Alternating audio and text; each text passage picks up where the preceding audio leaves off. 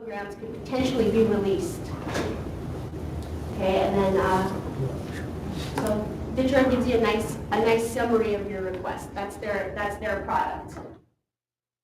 Since they have scientists, also they're going to add some modeling assumptions and some considerations here. So we know that a lithium battery fire is difficult to extinguish and may actually pose like an explosive hazard.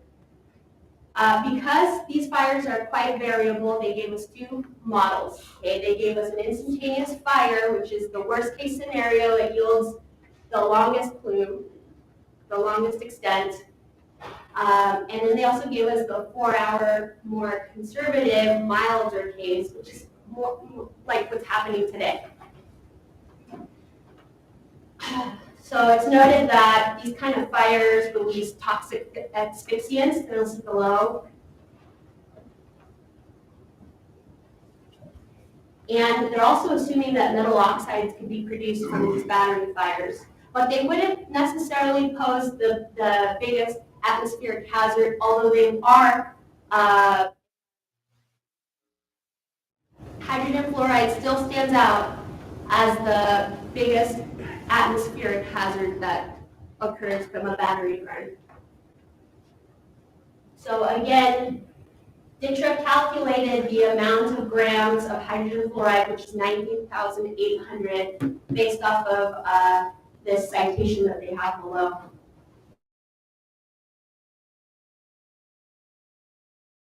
For a fully Tesla Model X battery. So again, hazard of interest is hydrogen fluoride, but also it produces a little bit of phosphorus pentoxide, both of which, if doused with water, dissolved in water, are going to form strong acids. Now, depending on the fire, lithium oxide may be produced, which is a strong caustic, but it's not enough to neutralize those strong acids produced above. So basically, the runoff of this would be potentially destructive because it can etch concrete, it can kill any flora or fauna, and also contaminate the water above and below ground in that area. But there's a trade-off, see, because if you're using water to spray down to try to extinguish the fire, that water will scavenge the hydrogen fluoride and it'll decrease the size of the plume. So, but it will also increase the amount of acidic runoff. So this here is an image of the plume of hydrogen fluoride, but this is the instantaneous release, right? So all at once, hydrogen fluoride up in the air. Worst case scenario. This plume extends 1,000 meters into that population. Now, this was modeled using HPAC, the atmospheric TIC-TIM chemical software. Population is the population is scanned in HPAC using databases that Oak Ridge National Laboratory developed based off of the 2010 census, and every year it's updated. So I think our last census was in 2020. So this is population that reside in these homes at night and work in certain buildings during the day. So it doesn't account for like an influx of people moving into this area. Like today, all of us are not normally here, so there would be more of a population at the near the burn site, right? Instead of what this is actually showing, potentially. So now to explain the acute exposure guideline levels that are shown in the chart at the top there. AGL1 threshold stands for irritation that is reversible. That is, if you move out of this plume, it's reversible, you're okay. You're not going to have long-term health effects from that. That's AGL threshold 1. These thresholds are developed by the EPA. AGL 2 you can't really see, but it's like a thin line around the red dot where where the fire begins. That's injury possible. These are possibly irreversible effects that can also impair people from moving out of the plume itself. And then AGOL-3, death possible, is the red. And a lot of people think that that's from like the fire, but it's not. It's from standing in one place, unsheltered, without PPE, in hydrogen fluoride. So now in an instantaneous release, we see the percent of population table down below. Within the first 10 minutes, 100% of those 296 people in the yellow contour are going to be affected with threshold AGOL-1 health effects. And then since it's instantaneous, as you move down and as time goes on, there will be no health effects. It dissipates. And this is just a near view of that. So you can see kind of the AGOL-2 is thin around the death possible zone.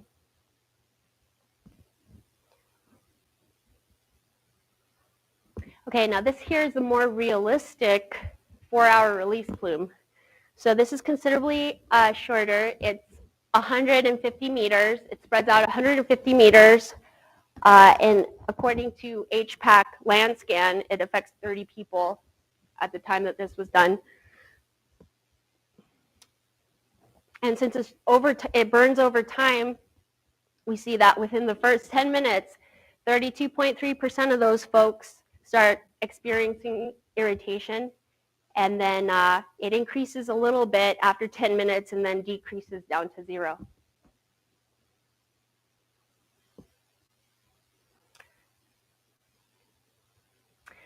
And then now we have our second scenario here is the lithium battery fire in a FedEx delivery truck.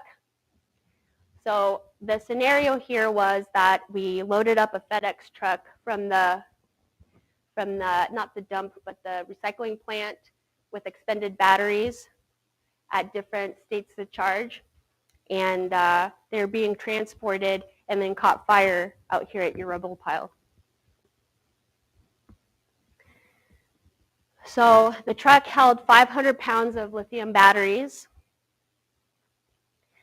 DITRA determined that about 8,100 grams of hydrogen fluoride would be released from 84 480-watt battery, Ryobi style batteries. And then they're also going to provide us with a instantaneous plume and then a more realistic 4-hour release. So all of the modeling assumptions and comments are exactly the same as the model before. The only difference is that the capacity of the batteries yield a maximum of 8,100 grams of hydrogen fluoride could be released in the fire. But everything else stays the same with the runoff. We did say that it would be doused with water. So this is what that plume looks like at instantaneous release, worst case scenario. So it's a little bit smaller than that electric vehicle battery fire. This extends for an instantaneous release. It extends about 700 meters into that population.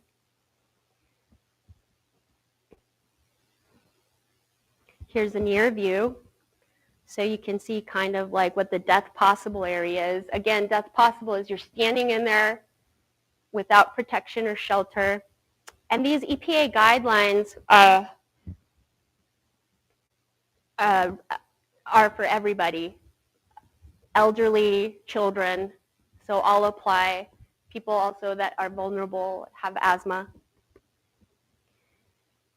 And now this is the more conservative 4-hour release. So it's quite a bit smaller.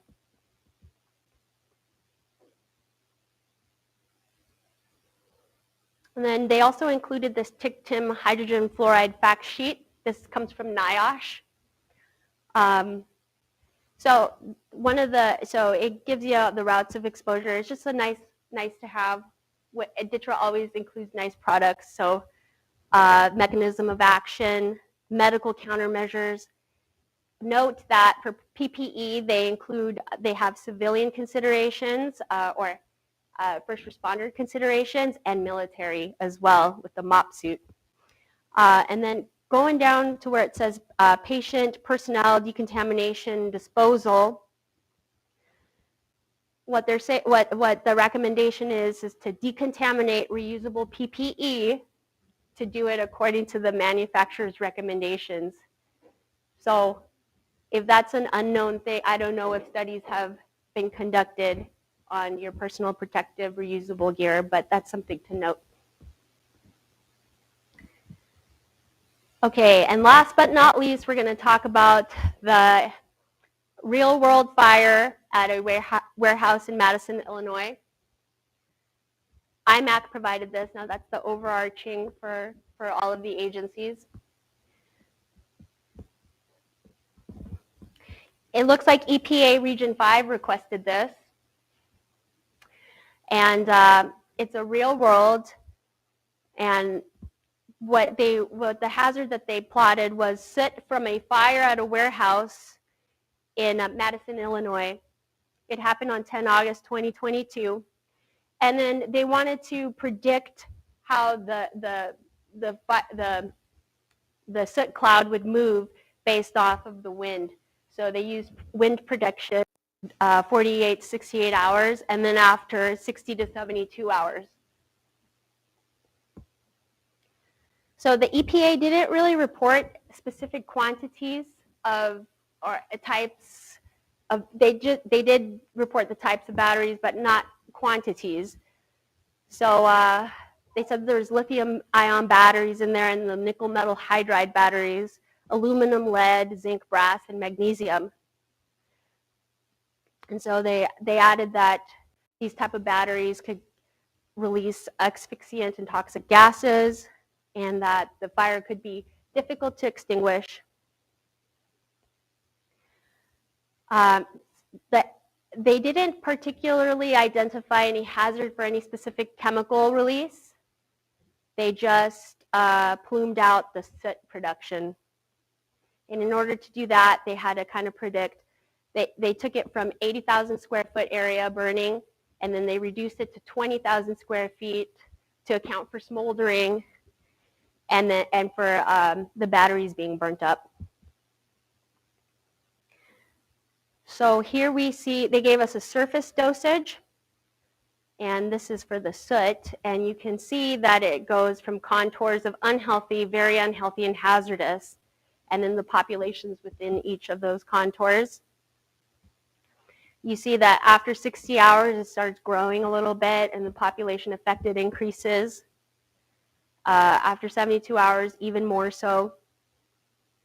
And this is what those different contours mean. So it just basically goes from serious aggravation, down, significant aggravation, and down to increased aggravation. And they give recommendations of what population should do as to physical activity, kind of like the standard particulate matter, like when there's a fire.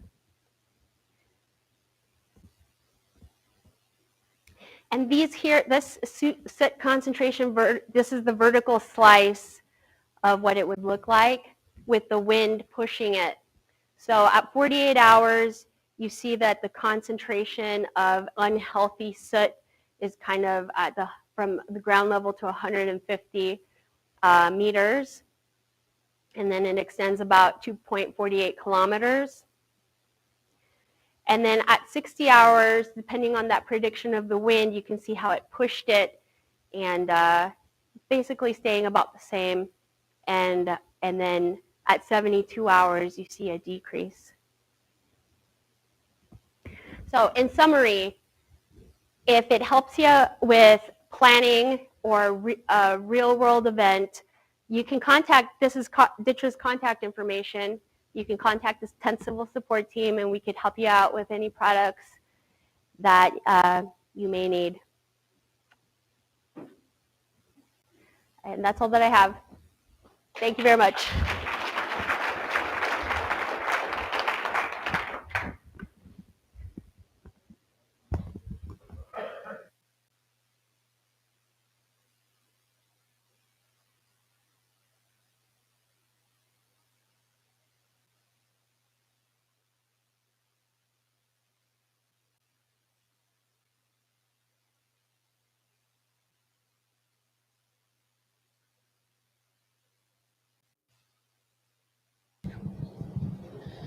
Hi, I'm Courtney Surratt. I'm a spill responder with Department of Ecology Southwest Region. I was just asked to kind of drive home Layla's presentation and explain to you a little bit how we used this just a few hours ago.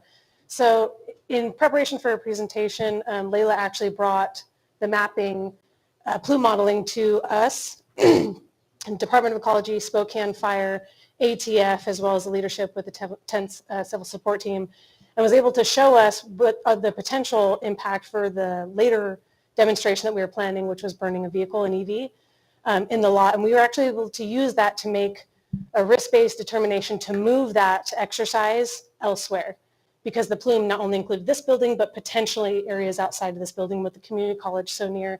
We decided that was an unnecessary risk. So I was just asked to drive home. I don't know how often you guys have reached out for this kind of plume modeling, but how important it is. In only a few minutes of reaching out and having a conversation, we were able to prevent something that could have been an unnecessary risk or exposure. So if you're not sure how to get a hold of DTRA, or later on you're like, I remember there's a presentation about a thing and I know it include a map that might be useful, feel free to reach out to the 10th Civil Support Team. You can reach out to the Department of Ecology and we will put you in connection with either the EPA to get to DTRA or directly to DTRA themselves.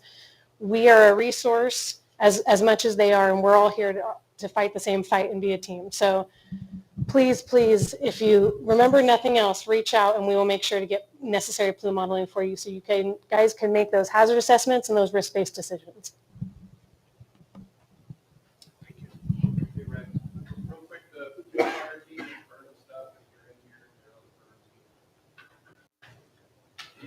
All right. Hey, if you weren't in the room, we've got a hotel room key that was found out on the parking lot. It's for a Wyndham property. So, oh, okay, I gotcha.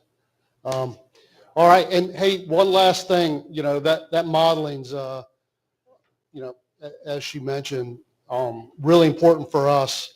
It allowed us to make a last minute adjustment and hopefully not negatively impact some folks. But, looking at that plume, I've got that memorized in my head now, right? And so if we're dealing with EVs, it could change because of wind and temperature and all those things. But right now I've got 1,000 meters kind of planted in my head. More importantly, the red dot was the size of like 6 cars parked all together in a parking lot. That radius was deadly, right? And so that's the area where we operate in. That might be relatively where the engine is going to be positioned that's got the line off. All those things, and typically an engine driver doesn't pack up. Those are all things that I think we need to consider, being able to see that modeling and now imprint that into our future decisions, regardless whether we formally ask for a modeling because of an event. That's in my head now, right? And I think we should probably act on that in some degree, and use that to make good decisions. We actually have electric buses here, and so just before the presentation, we asked for some modeling on the buses in the bus barn. And what if one catches on fire? And what if 6 catch on fire? What if we lose the whole building and it's full of electric buses? What's that look like, right? So, we could put that into response plans. It's really easy to share. It's visual. It's easy for folks like me that eat crayons to understand and put action to. So we appreciate everyone. And, they're so useful. We could just put it into action right now and make a pinch hit and choose to burn these cars in an area that doesn't affect people. So thank you. And next up, we have Lieutenant Cassidy from FDNY. I took the big long trip here to help us understand some of the problems that they have in the big city. And so thank you so much. Here Thank we you, go. Chief. Good afternoon. I've been with the New York City Fire Department for 26 years. I've been with hazmat in the rank of firefighter and lieutenant for 21 years. So the majority of my firefighting career I've spent in this arena, but I was in suppression units for the first 5 years of my job, and I was in special ops in a squad before I came over to hazmat. So I have a pretty diverse fire experience, and I draw upon that for what we're going to talk about today. So little video we put together, give you a little bit of an idea about what's going on in New York. We should have sound.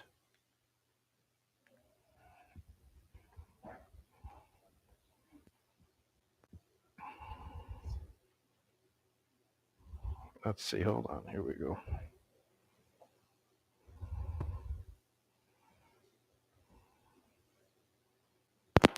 I think we got it now. No.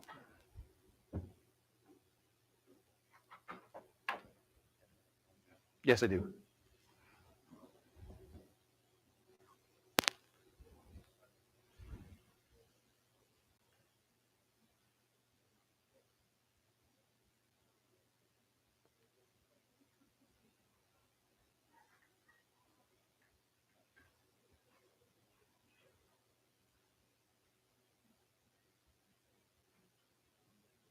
Still no sound.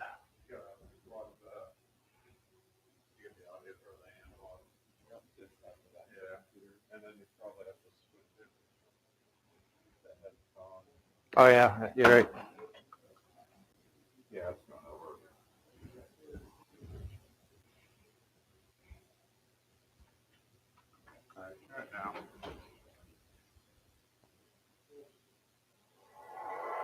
There we go.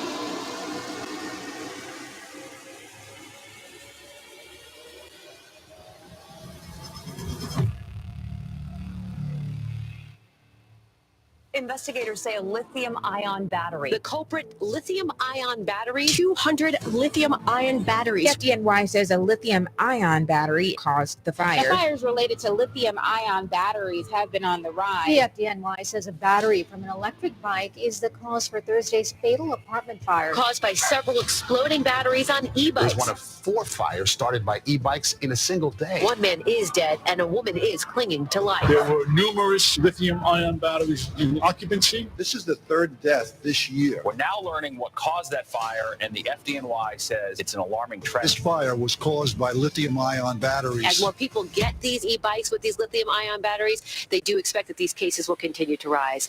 In the first 4 months of 2022, the FDNY reported a 233% increase. Scores of fires in New York City, and all of them caused by lithium-ion batteries. 126 fires, 74 injuries, and 5 deaths just this year, including a 36-year-old woman and a 5-year-old child. Last year, officials say there were more than 100 similar fires with 79 injuries and 4 deaths. Lithium-ion batteries are known for malfunctioning, but this? A raging high-rise fire in the East Village that left 1 person dead and sent teenagers climbing out of the windows. Firefighters desperately rescued several families. Flames shot from the roof of the building. The fire reached 2 alarms before it was under control. Investigators say this was started by an e-bike. New York City Fire Department has been sounding the warning for a long time about this.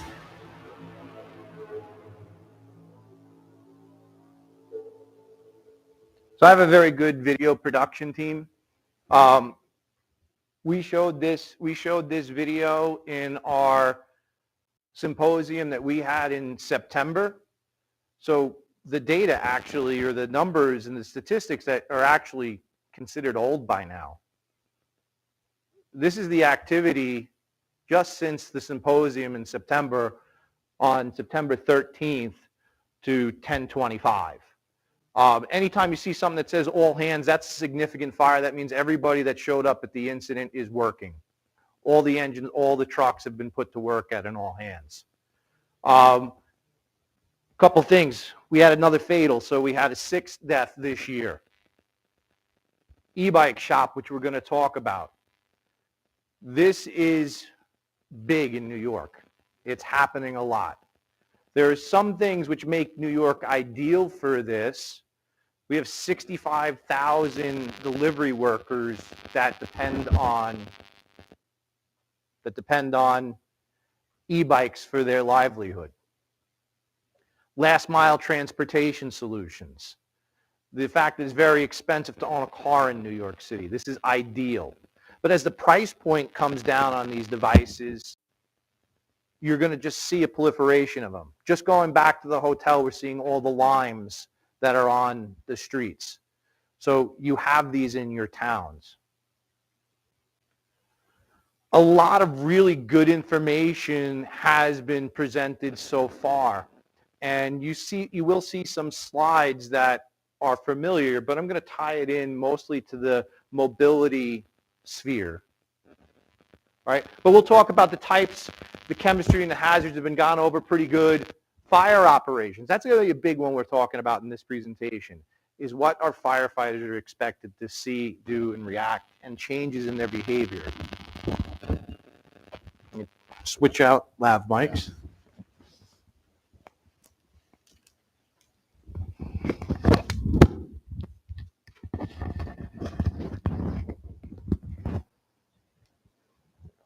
Great, thank you. Post-fire is big. Stabilization, waste removal, we'll talk about reporting. So again, energy storage is not new to the fire service, but lithium ion presents a different technology. But as part of our hazard assessment, even though most of the portable stuff is lithium ion, we don't assume lithium ion fire. We're going to do our research, gather our information. A lot of industries, especially legacy telecom, are still using lead acid. And there's a very different set of hazards for lead acid than lithium ion. We talked about what a battery was.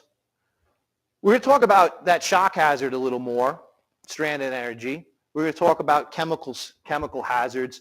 And we're going to spend a lot of time talking about the fire and explosion hazard, because that's significant, and we're seeing in these structure fires that are started by these lithium-ion batteries, or the batteries that are impacted by the structure fire.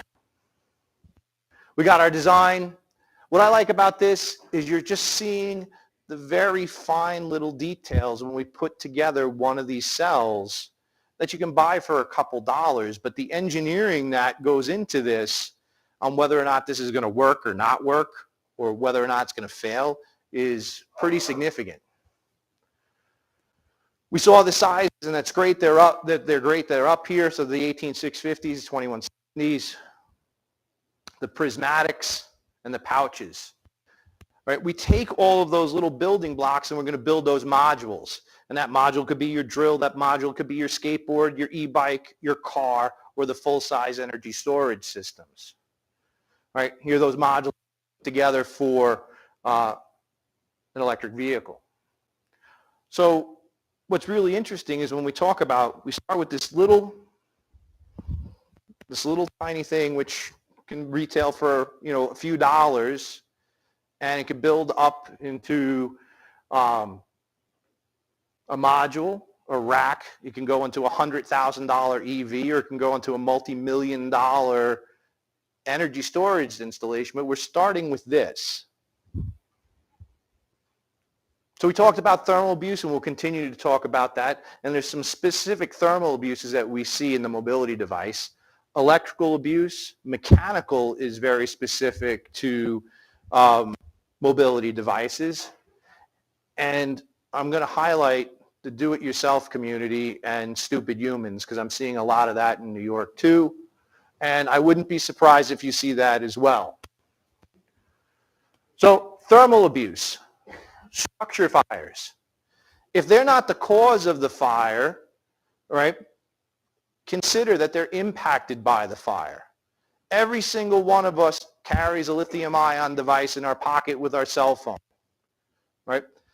When we look at the mobility, you actually have to almost always consider that you're going to have a battery in this home someplace, and we have to look for it. Being stored or operated near heat sources. Ever see those long skateboards, right? Lithium-ion battery on the bottom? Well, We lost a private dwelling in Queens, one of the boroughs of New York City. So this skateboard, they kind of roll around, they're kind of unwieldy. It would be really nice if I could hang it up someplace. So this homeowner decided I'm going to hang it on the steam radiator because the fins of the steam radiator hold the wheels real nice. And I'm going to charge it at the same time. Right? Very often, I don't have spread out areas. People don't always have private dwellings with garages. So we're bringing these inside, and they're putting them in boiler rooms, utility rooms, other places where there are sources of heat. So they can all be heat impacts. Charging while covering with insulated items. All right? Just knowing what I know, the burden of you, who's gone to their kid's room and found the, the cell phone underneath their pillow, plugged in, drives me crazy. There's a lot of safety features built into your phone. The BMS is very good to make sure that that's not a problem, but it still drives me crazy. So electrical abuse. Overcharging, improper charging, faulty or absent battery management systems, absent BMS is important when people are building their own. It may not be on the specific cell, right? Or they're like, I got a smart charger. Let the charger do the charging stuff. Very dangerous. Now, electrical abuse, this is electrical / mechanical, is water ingress leading to electrical abuse. The mobility devices, I have delivery workers that'll spend 16 hours a day out in all types of weather, and they're getting water ingress, and we use salt on our roads in the winter time. So we're getting salt spray. All of this is impacting the battery. So water intrusion, salt water intrusion, it corrodes electrical contacts, it changes resistances, it can cause shorts. All of these things would be considered electrical abuse for one of these batteries. Mechanical abuse. When we look at mobility devices, they're subject to things that a fixed energy installation would never be to. Potholes in New York are terrible. The vibration, the bouncing up and down stairs. Because remember, some of these things are designed or touted as off-road capable one wheels. So there's a lot of mechanical stress that can be put on these systems. And when I break connectors or damage, I'm changing the resistance. It's not behaving as it was originally designed. Factory defects. We talked about this. When we look at the billions of cells that are produced, even small percentage leads to potential failures, bad cells that are out there. Recalls in this area are not very effective at all.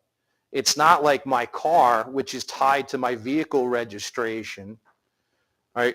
I have a 2003 Honda CR-V that I got a recall notice on a Windows switch.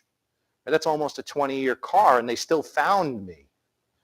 This mobility device, they have no idea. How do they get in touch with me? Right? Who fills out those registration warranty cards? No. Yes. All right.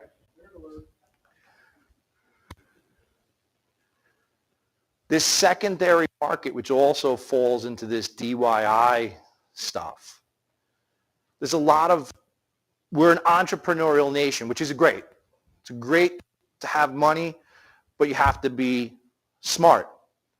So I can go out and I could buy a module, right? Oh, how many e-bike batteries could I build with this? Right? I go in an OEM supplied battery, right? I bought a cheap e-bike. It's $1,500. They want to sell me a second battery from the OEM. It's $600. That's a significant cost.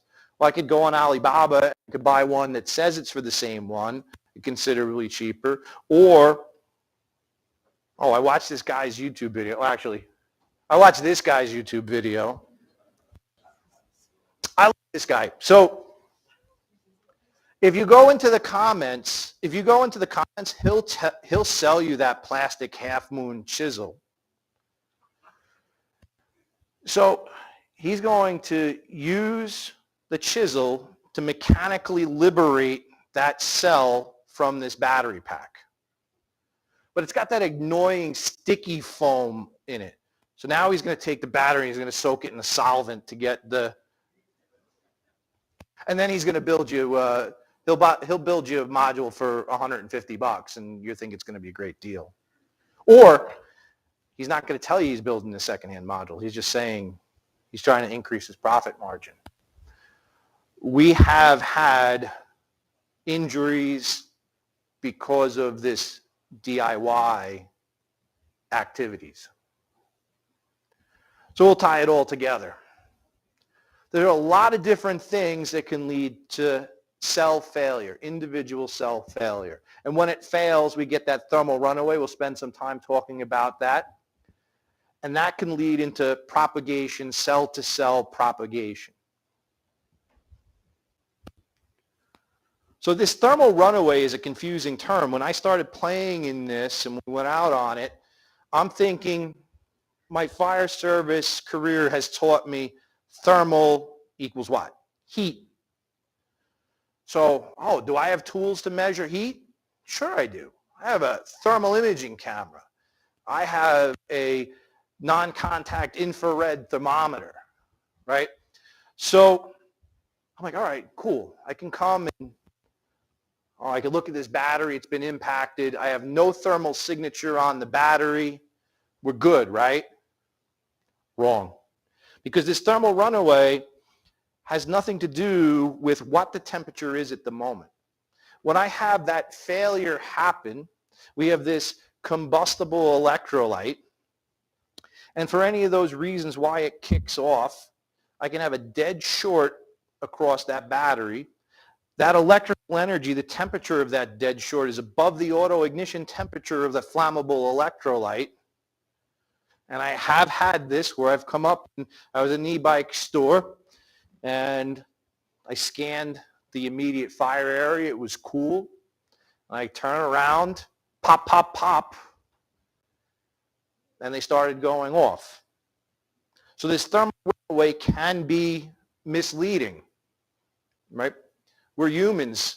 Our brain has like a play deck, a slide deck, things that we know. We're going to try and fill in things we don't know with experiences that we've had. So don't get confused with thermal runaway and thinking I can predict it with the thermal imaging camera. So now we're pulling all this information together and we're looking at mobility devices' impact on the fire ground. And we'll expand on these concepts. Inhalation injuries we've spoke about, but we'll go in a little deeper. They can cause the fire. They can lead to an explosive event. Not only can they contribute to the fire load, but they contribute to fire dynamics, the behavior of the fire. How we do overhaul needs to change. Reignition is a completely different concept. And again, that slide deck that we're used to, doesn't apply when batteries are in place.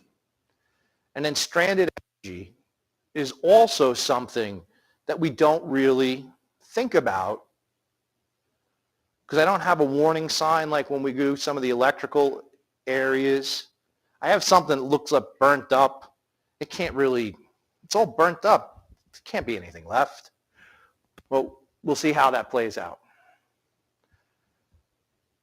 The big one hurts us from a fire and explosion is hydrogen. And it's a significant one of the failure gases.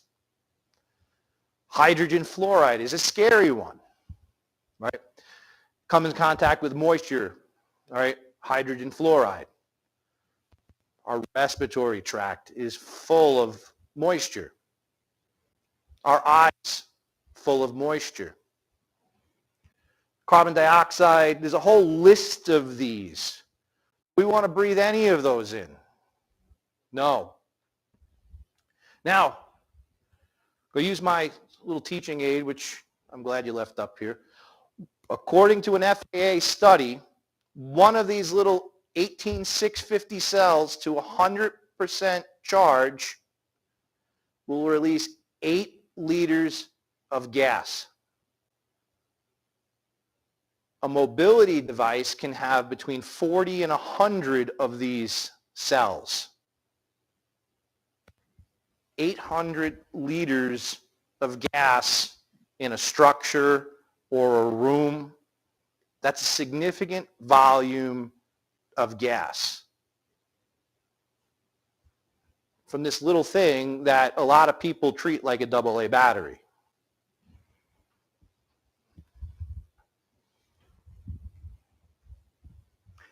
They could be the cause of the fire. This device is in a private dwelling, which we very much do. This guy, looks like a single family home. He's got a nice backyard. There's a pool back there. But still, I just spend a lot of money on this thing. I don't want to leave it around for somebody to steal, so I'm going to bring it in the house. So he's charging it in the house. And the state of charge and the act of charging definitely have a high correlation to failure. When we charge something, its temperature increases when it charges. The fact that all that stored energy, it's ready to go.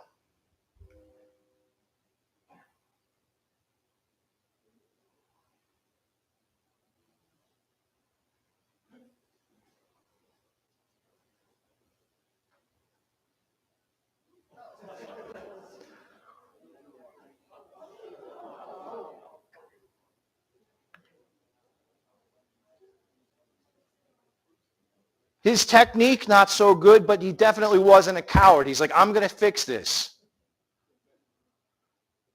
Watch the cell ejection.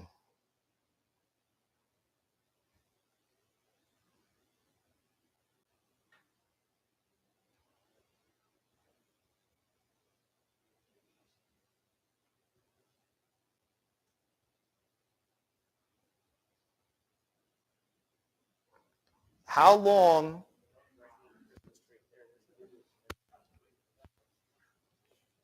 long since the first sign of a problem to total blackout conditions?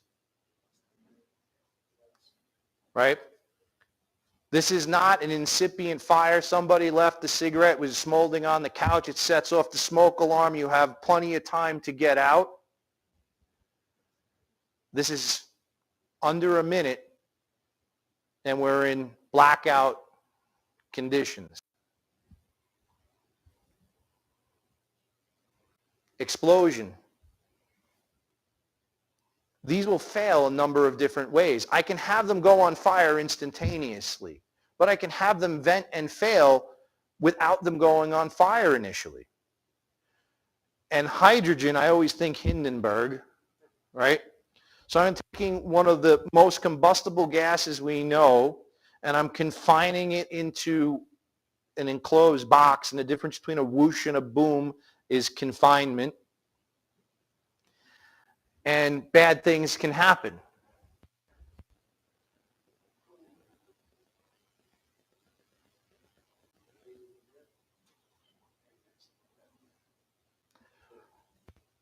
Surprise, Arizona. What happens when you open the door and the conditions are just perfect? And this is why the engineering on these systems has changed, so stuff like that doesn't happen. Because if I have those auto opening doors, I don't have the confinement anymore. So we're going to look at it. We're going to look at an incident in Manhattan. This is in a public housing building. This is very dramatic. Kids are going down.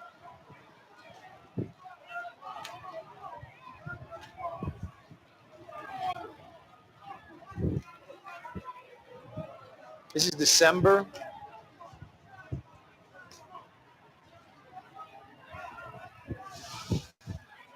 We had one fatality, and we had one person put in the burn center. You see those window frames? The kids didn't break the windows. They were blown out by the force of the explosion. So when we talk of explosives, if anybody's taken the explosive awareness course, right, that pressure wave, right, those children who may not have been burned can have internal injuries from the force of the explosion because it blew out energy efficient windows. From this guy was in a public housing apartment and he was running a business out of his apartment. So there was 6 devices in his apartment. The living room was treated like a showroom. This is where you would bring it in, you tell him what's wrong with your thing, he's going to give you a price quote, and one of the bedrooms is where he would do the work.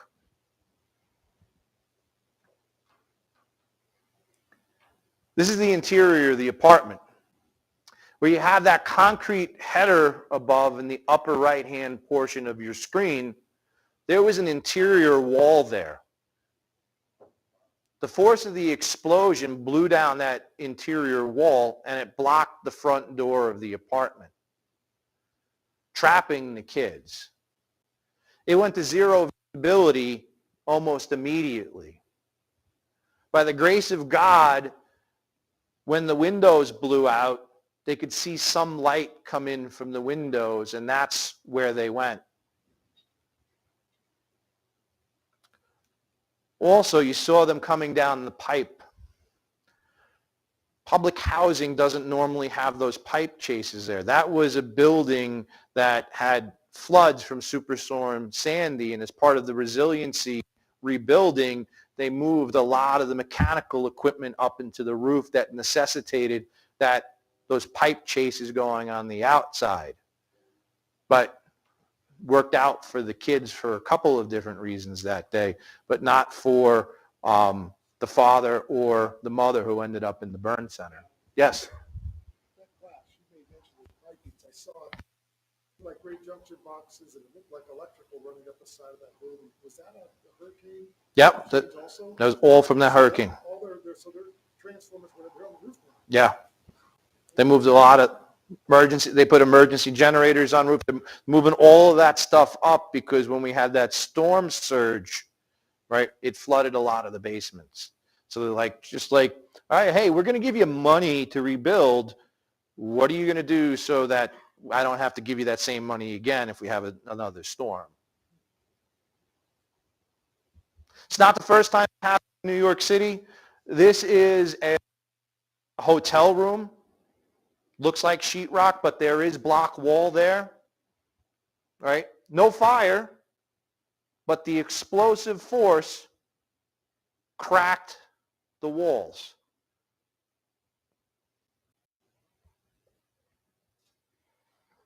This is very interesting, these next couple of slides.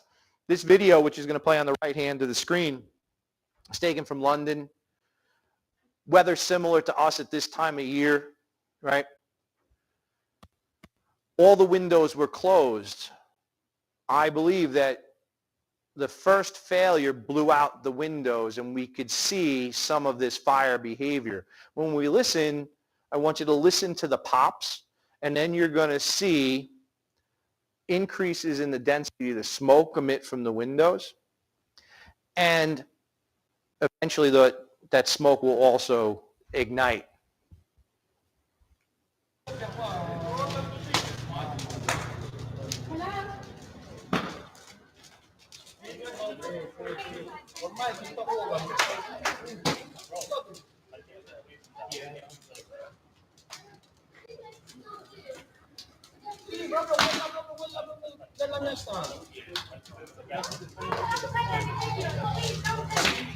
Look at what's going on in that second floor window as well.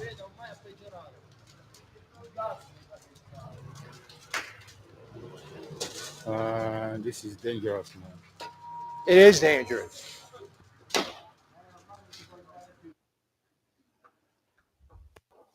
So the windows failed right away, but they're not always fail. And we know from fire dynamics the path of least resistance. Well, sometimes the path of least resistance is when we open the door to the fire area to start our fire attack. So when those cells fail and they put that ignitable mixture into the compartment, who else is in the compartment? We're in the compartment.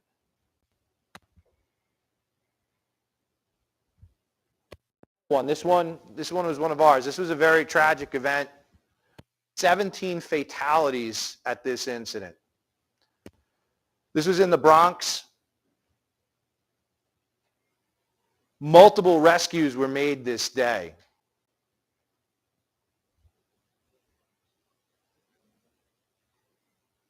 There were some challenges for the structure itself. It was a federal building. Federal buildings don't have to apply to local fire codes. They have their own standards. Self-closing doors didn't work. The apartment door was, and the self-closing doors on fire floors and stairwells didn't operate. So we had high levels of toxic smoke going throughout this structure. This is a duplex apartment. And if everybody knows what a duplex is, forgive me, but I'll just make sure because it's not a common apartment style. And most apartments occupy one floor of an apartment block. Duplexes will occupy two. And you could have a duplex where you enter on the lower floor and you go up to the second floor. Or in the case of this, entering on the upper floor and you could go down to the lower floor. So this was a duplex apartment. And this is showing you some of the damage on the upper floor. The fire originated in a space heater on the lower floor. I was not Italian into that. I'm like, the whole fire, we don't even know what they said this obviously. It's not the left, this place incinerated. Downstairs, Totally incinerated. is it just a couple bedrooms down there? This is the hallway. So here's the hallway. Outside the apartment, totally incinerated. Now Mark's gonna open his door. Hold on, Mark, not yet. So I'll show you what a door does in these. Is the door closed? Look. So here's the door, totally incinerated, right? Open that up, Mark, please. Look at the apartment. Clean as day. A little fire safety education closed the door. How important closing the door is. But we saw how incinerated that hallway was. There were two engine companies and a ladder company that were in that hallway to try and put this fire out.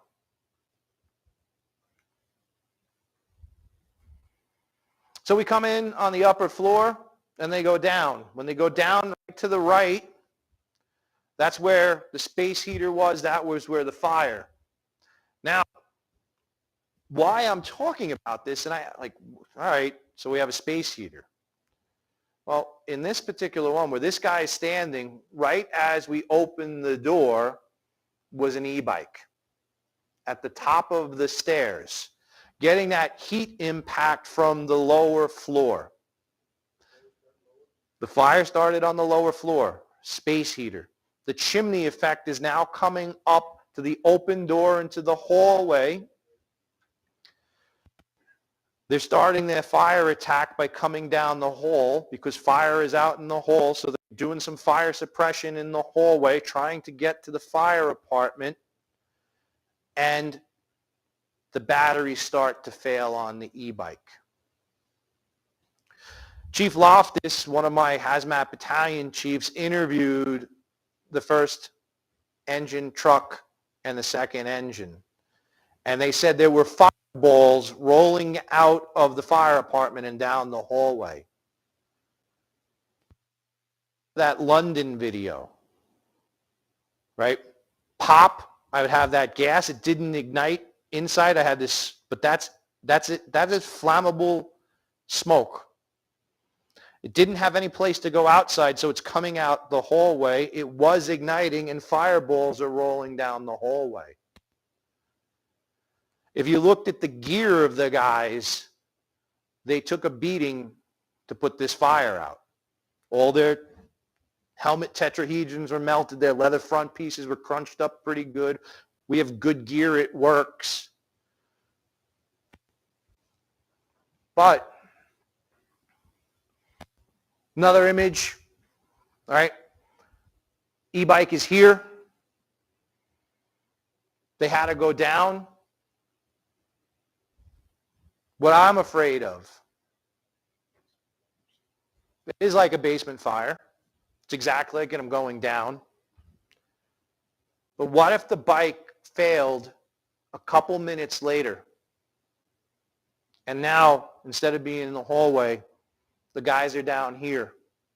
And if they're down there, they're fighting fire. Now they have fire behind them in addition to fire in front of them. Watch our temperature.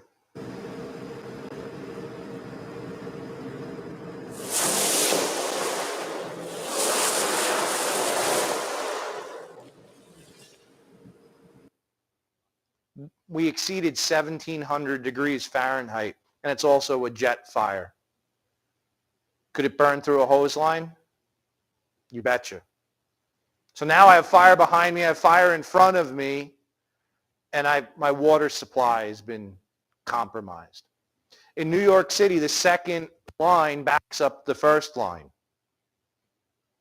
This would certainly stress the importance of that procedure.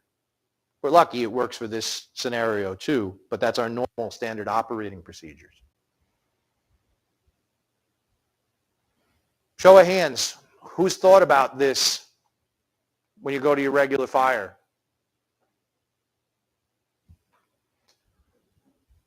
This is what I want you guys to take back to your home departments, because they're not coming in as hazmat jobs. Hazmat has a role in these fires, but these are regular structure fires.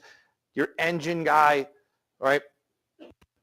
The recruit class that's here, when they graduate, this is what's going to be waiting for them. We're lucky for this. Initial fire suppression, water works.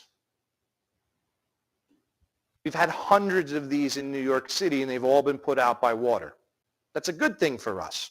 Water's not perfect, but it's very good for the initial fire suppression. Where I said it's not perfect, immersion. Water immersion doesn't mean that you can't have failure. This video, the modules are in that tub.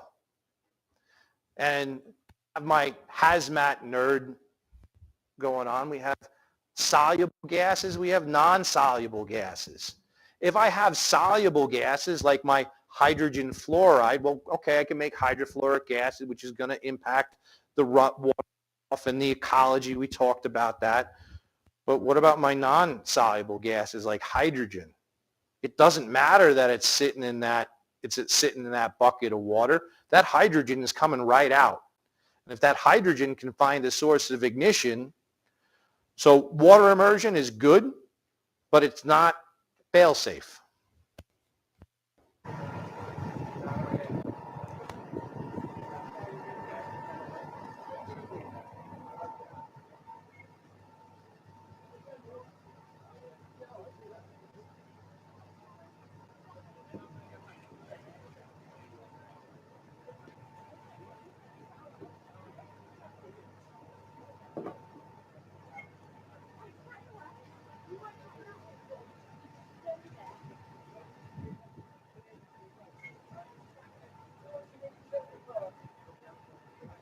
So we have self-failure with water. Is that a surprise to people? I initially didn't think that would happen. Come on, it's got to have this incredible cooling. You can't get any more water in there. Battery don't care. When it wants to go, initial, I'm going to kick off thermal runaway, you're not stopping that cell. We want to hopefully prevent propagation from cell to cell. The fact that it's in water is going to help inhibit cell-to-cell propagation. But when that one decided that my separator failed and I'm just going to kick off, it laughs at the water. Yes? That was a video from England. I don't know where the module came from, but I do know that it was lithium ion from the caption that I grabbed from that one. I don't know that I grabbed that one a while ago. So once thermal runaway has started, it can't be stopped. That's a good example of seeing that. But propagation, we can impact propagation. Reignition. Again, this is not what, it doesn't fall out of our slide deck, right? If I go in and I do a good overhaul and I open up the ceilings, I find the hidden fire, all right, most departments have gotten funded where they have access to thermal imaging cameras, right? So I use my thermal imaging cameras. I have good leadership. I make sure I open up what I'm supposed to. Reignition isn't really a thing. And if it is, it's usually a couple hours later, right? I missed something a couple hours later. We're not planning 3 weeks later. Come on, 3 weeks from now? That's still a reignition, and that could happen. We're going to look at and we're going to discuss the difference between residential responses and commercial responses. These things are a nightmare, right? There's over 1,000 pounds of batteries easy in this e-bike store. The fire originated in the back. In addition to all those devices, those are all battery operated. They all have batteries in them. So we go to this one. We determined there was over 1,000 pounds of batteries. We'll talk about overpacking. We mentioned cell block, talked about.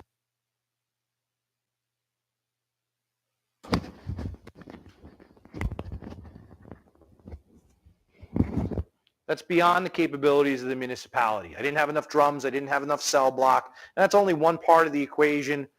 I still need a contractor to come in and take them. So now we get to the debate. I'll talk about the DS&Y when we get up to residential. So we had a multi-agency meeting with the owners. And there are people that are qualified to act in this space, and there are a lot of people that aren't. And the fact that there's no codes and standards for contractors proved a big problem here. We're really not supposed to make recommendations of contractors, but in this case, I had this job and I just had this bad feeling. I told the chief, I go, listen, if we don't get the right thing, bad things are going to happen. I go, somebody can yell at me later. I call up this guy that's been helping us develop our program. He's one of the recyclers in New York City that the city has a contract with. I know he operates well in this space. He comes. These can be very expensive. This type of job could easily exceed $40,000, right? It's a lot of money. The typical fire, the insurance agency does not understand this phenomenon yet. They refuse to pay. We had language barriers with the owners. They refused to pay. They dismissed the authorized contractor, and I think they got a board-up guy to operate in this sphere. So our Department of Environmental Protection issued a removal order. Look, you got to get these batteries out of here. Otherwise, you get that $10,000 a day fine. And we said, until these batteries are all removed from the structure, we have to leave a watch line in place. This can be a multi-day event. And now I'm committing an engine company to this incident. That's a hardship in New York, and I have hundreds of engine companies. The vast majority of this country operates in the volunteer sphere. People are giving their free time, right, to tie up an engine company for a watch line is, this could be really negatively impactful on a community. While the watch line was there, they extinguished several reignitions of the devices. Good call on the watch line. All right, 18 hours post-fire, the second contractor shows up. He dismisses the watch line. All right, every 3 hours we rotate companies, engine company still doesn't want to be there. So when they're saying, okay, they told us it's good to go, they could go. But because they didn't understand the hazard, they didn't understand where they were operating, they only took some of the batteries. They also showed up in like a 19-foot U-Haul truck, so they didn't have enough space because this wasn't what they do. They put them in sandbags, which is not the appropriate, and I don't even know where those batteries ended up because most of the recyclers don't want sand because it messes with their equipment. So they left us, and 30 hours later, the building's on fire again. So all these bikes were left in there with their batteries in there. About halfway back in the store where that firefighter is, that's going to be important in a moment.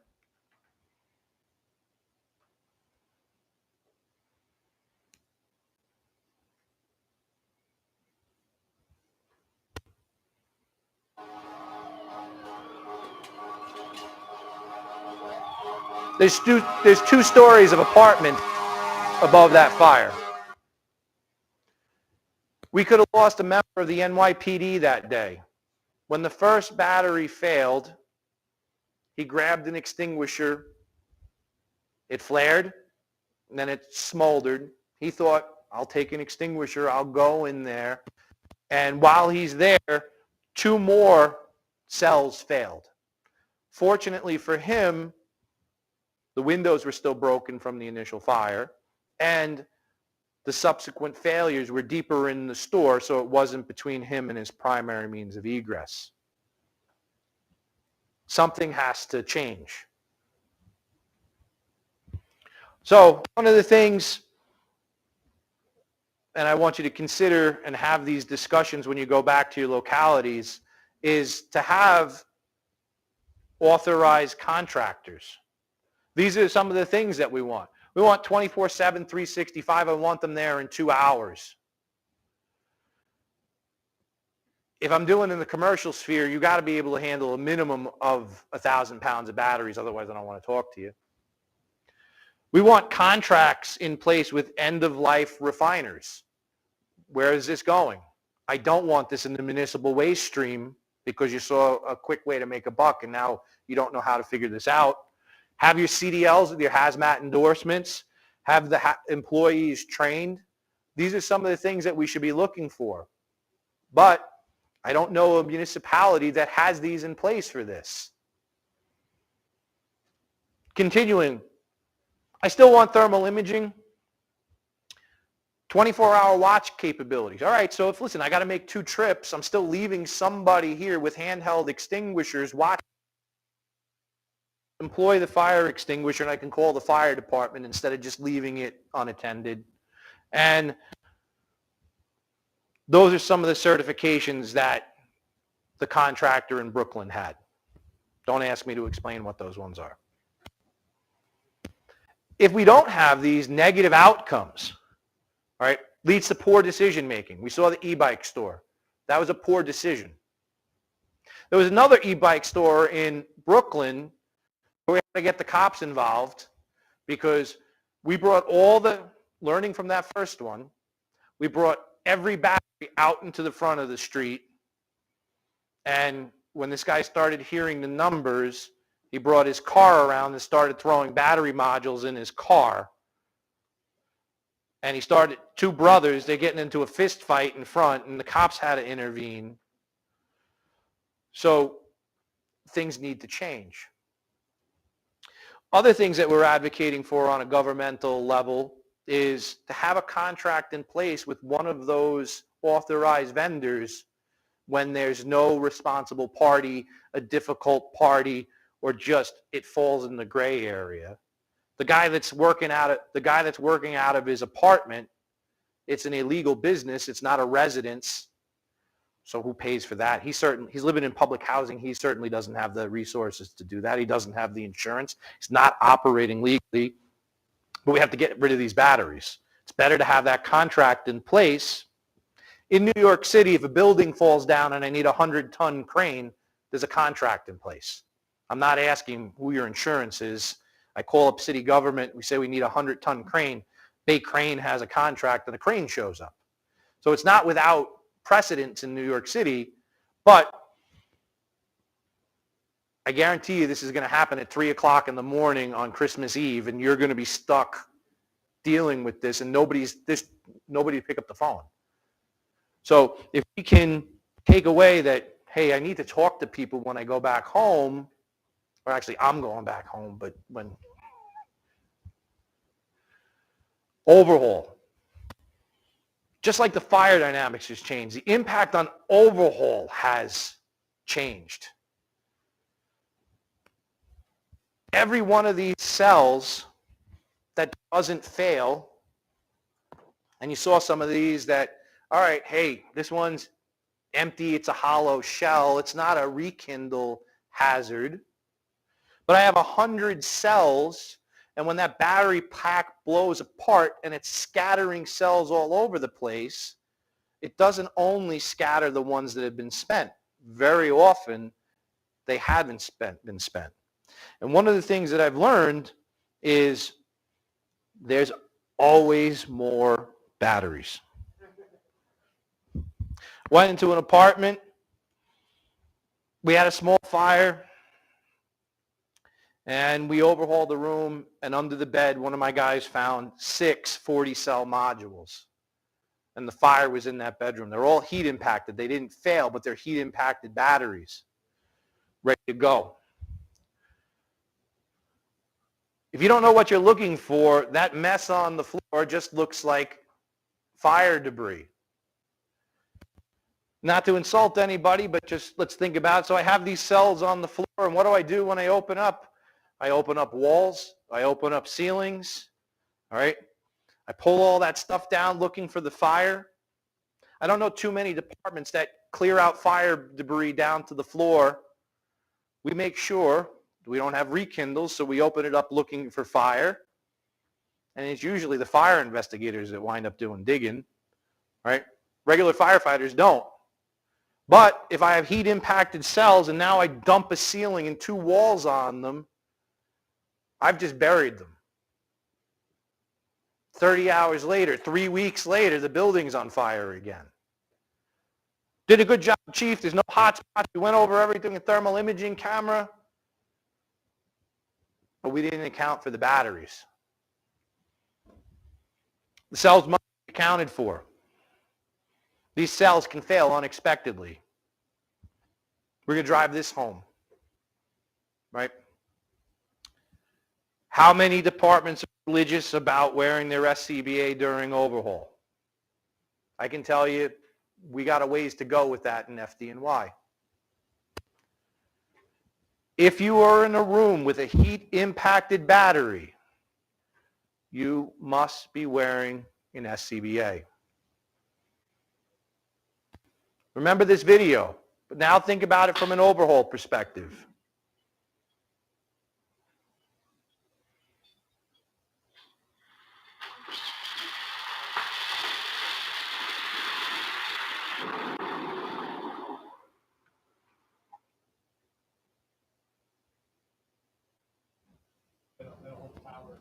This looks like a typical floor that was overhauled. We didn't always do everything right, because you could hear my chief talking without SCBA. Now, if I'm opening up walls and I'm opening up ceilings, do I hear the pop? Probably not. Probably grabs my attention when it gets up to be about eye level.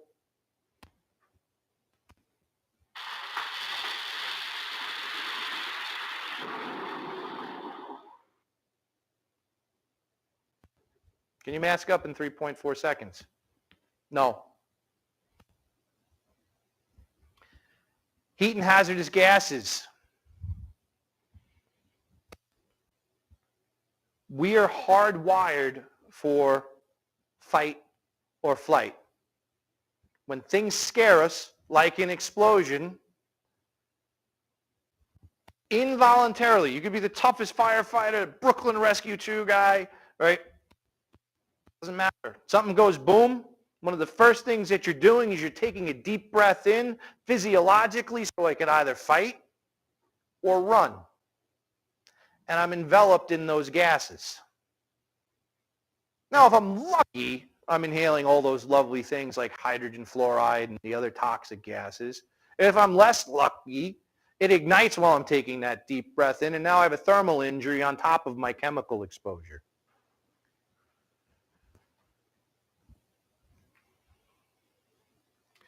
So again, overhaul. Those cells can travel quite a distance. We saw in that first video with cells flying into the Christmas tree.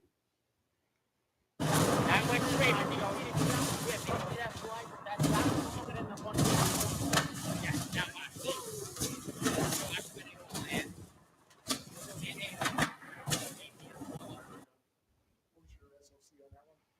100% state of charge on this. So let's look at that again. So we started out with plexiglass. We were told that the furthest you could expect a cell is 75 feet. So at our symposium, we did allow people outside to observe the incidents. And this was one of the lead-up days, and we determined that this was insufficient for participant protection because one of the cells went 125 feet after it deflected off of said plexiglass. So we wound up doing something similar to what you have outside, and we wound up putting the screen in front of a container, and then we built the cage as well, and we did two of these burns. But you could see how energetic that is. That could easily be an e-bike battery. Good question? Yeah, was that in a plastic or metal enclosure? It was in a metal. It was in a plastic enclosure. So it was a bike battery? Yeah, it was actually, that particular one came out of a forklift, but it very easily could be one of the batteries that you'll find that slides behind the seat post. Very similar style to that. Just happened to get it from a company that made forklifts. And people are bringing those into their home. And they're putting it behind their front door. And when they put it behind the front door, they're blocking their primary means of egress. And this is why we have injury in New York City. I haven't had a robotic vac yet. For us, it's predominantly the mobility devices. We've had some with laptops. Right? People never turn their laptop off, and then the fan clogs up with dust, and they can get an elevated temperature in their laptop. I've done a number of them. So I haven't had a robot vacuum yet. But, all right, so I have an e-bike that's here in one corner of the room. Those cells can be anywhere in the room now. That's what aside from it looked really cool. So we have to remove the impacted mobility device. Get the mobility device out, and we'll talk about, it'll move a couple of times. Remove the loose batteries, and aside from the ejected ones, I come in with my hose line. Now I'm pushing cells who knows where. Right? We don't want to bury cells in fire debris. And this may change the overhaul. What I mean by time frame, like, okay, before I open up the walls, all right, conditions are somewhat stable. Let's move what we can out of the immediate fire area before I open up the walls. So it changes how I look at overhaul.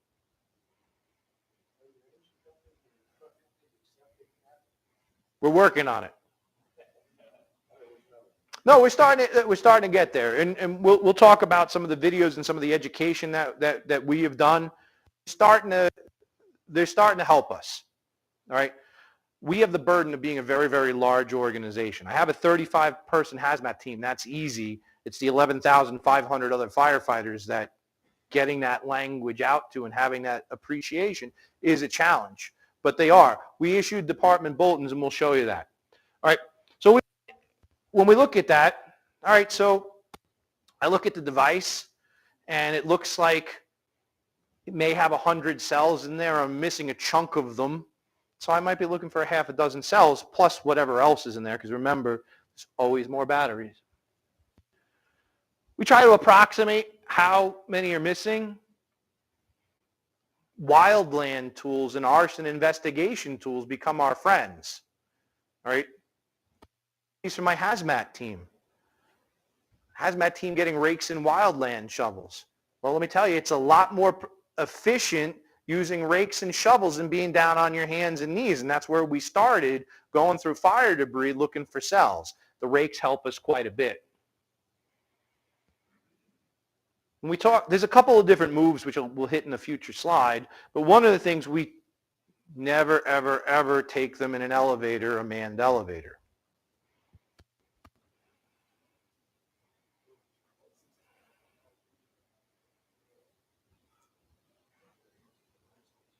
Never, ever, ever take them in a manned elevator. PPE.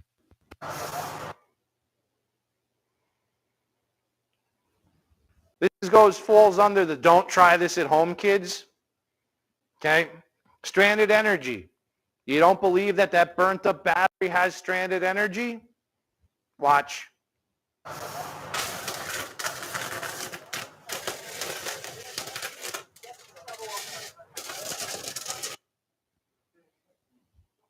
Energy. Burnt up pretty good. Don't try this at home. Don't try to break apart a battery pack with a metal shovel. When you guys are digging out and looking for ejected cells around the fire debris, are you marking locations where you find them? No. We're just trying to account for them. If I can get them all, I'm kind of happy. Yes? I noticed that shovel looks like one of those fiberglass shovels. This is your guys, right? This is one of our hazmat trained technician engines. Okay. So I didn't want them to do this. I didn't want them to do that. They weren't doing that as a demonstration for my behalf.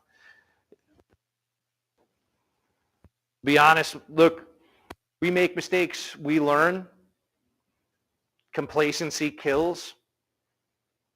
This didn't fit in the 16-gallon drum. You didn't want to get a 55-gallon drum, so if I make the package a little smaller, it'll fit in the 16. So if you have that hazmat brain going on and that mechanism, you know, one of the things that you think about your interventions and then you evaluate your interventions. And if it's not working, figure out what's not working and adjust your plan. I'm fortunate. There's like 3 guys in New York City that chase fire trucks around and they post YouTube videos all the time. So I could tell how my education is working because like I see stuff all the time on YouTube and some of them, they're doing it right and some of them they're not. So this one I got, I'm like, it's not good, but I'll use it as a learning thing. But stranded energy, it's there. It's present. It's a hazard. It looks like this burnt up pile of mess doesn't look like it could hurt me electrically, but it can. Part of our hazard assessment, we go to these things. All batteries are not the same. This is probably, I believe, at the Brooklyn e-bike store where the guy starts throwing things in his trunk, right? We're going to talk about overpacking. Well, lead acid batteries don't have the same hazards as lithium ion. Lead acid is, if they're not leaking, they're real easy to get rid of, right? That's not a problem for us. So I don't want to waste resources overpacking and waste these lead acid batteries when I could dispose of them normally. So we'll do segregation. And here we have both types of batteries. Depending on the devices and how they're manufactured, some people will use, for the electronics pack, they'll use a 12-volt lead acid battery to drive the electronics, and they'll use a 40, 60-volt system to drive the drive wheels. And I would put some sort of, converter to get the voltage, but this is what they choose. And you'll find this too. You'll have both types. In New York City, we look at residential responses and commercial responses. They're very, very different. And we've had a lot of experience with the residential. We're getting more experience with the commercial, so they can hurt you too, but how we approach them. If you're a residential customer in New York City, your waste is handled by the New York City Department of Sanitation. If you're a commercial customer, like you have a restaurant, you have to get a dumpster and have a private carting company take it. So New York City Department of Sanitation has a household hazardous waste contract, right? Most municipalities do. And they have different things. They'll have special drop-off sites, or they'll have special collection times. Bring out your chemicals, keep them out in the municipal waste stream. We have something similar in that. So when we go to residential, we're usually, and it's usually, involve a small number of devices, under 10. Our agencies can handle these incidents and remove them with city resources. Commercial incidences easily exceed what the municipality can do, and the Department of Sanitation isn't taking these, so I need to engage the private sector to solve this problem. Commercial incidents can tie up resources for extended periods of time. And like we talked about, like the authorized vendor, the existing rules and regulations don't apply because we haven't caught up yet. What do you mean? Why do you get to tell me? Show me where I have to use one of these contractors on this page. Well, I got to get a local law passed or a state law. So as we think about what we learned, think about if this incident happened here or in your home municipality, what you're going to do. So if we can get ahead and we can answer some of these questions when it does happen, it may be easier for you. At the residence, we want to secure and remove all the batteries. We want to gather data and communicate with partner agencies. Count for all heat impacted cells. We saw the ejection. Ejected cells can be buried under fire debris. Documentation and notification. This is very interesting. Our fire marshals do cause and origin. But I have a habit. I overpacked the battery, which we'll talk about it, but I'm going to put it in a drum, right? Well, I don't want the fire marshal opening up that drum, so I take pictures for him. Because I try to do as best my amateur fire scene stuff can be. And I'm going to gather information, interview the people, because that gets lost if the fire marshal shows up 4 hours later. Is that person even around? Was the device charging? Was the device in use? Was the device stored near a heat source? Observations. We talked about the smell. Okay? The type of the device or brand. If I can drive, maybe it's something that could be recalled, but I want to capture this information. We'll take those pictures, we'll take that information, we'll email it to the fire marshal, and we'll capture that. And we'll send that also, tell the Department of Sanitation when we call for their service. Movement of the damaged batteries, right? There's a couple of different moves that we're going to talk about. The first one we already addressed is I need to move them out of the immediate fire area. So that may be moving it from one room to another room so I can overhaul this room, right? And we give them guidance. We call it Hazmat 20, and it talks about wear your proper PPE, breathe your air out your SCBA, put it in the tub filled with water, put it in a bucket, whatever you can find, move it out of the immediate fire area. Don't put it in elevators. Don't throw it out the window. Don't put it in the hallway. So that's moved, conduct, fire operations. We're going to overpack, the hazmat units are going to overpack for removal from the fire area. We're going to get it out of the fire building or apartment. We have the public safety move, emergency public safety move. I take that, I give that to Department of Sanitation. Sanitation takes it to its holding facility. It's all government transport. This is considered an emergency public safety move in New York City. The contractor, if he's coming, has very specific, under DOT, they have a lot more responsibility when they're doing that final remove from the scene. We're going to talk about a Google Drive that you're going to have access to, and the move for fire operations is outlined in Hazmat 20. How does your Department of Sanitation store the stuff you bring them from residential? They have an outdoor facility, caged facility, and that's where we've had over 300 incidents, over 400 drums. We've not had a single event get out of the drum. Hazmat 20.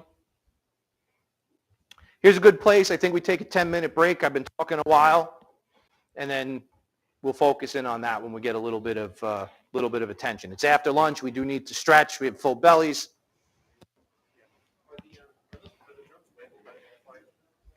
We're going to talk about that. You did have batteries go off in those drums? Yes.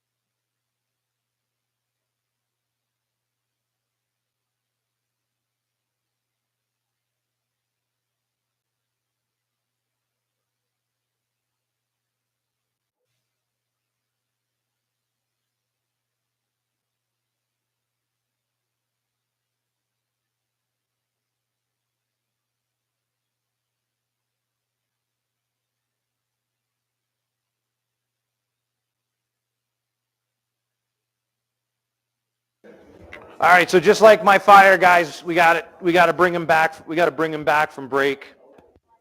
They did give me that after lunch block, which is always a little challenging.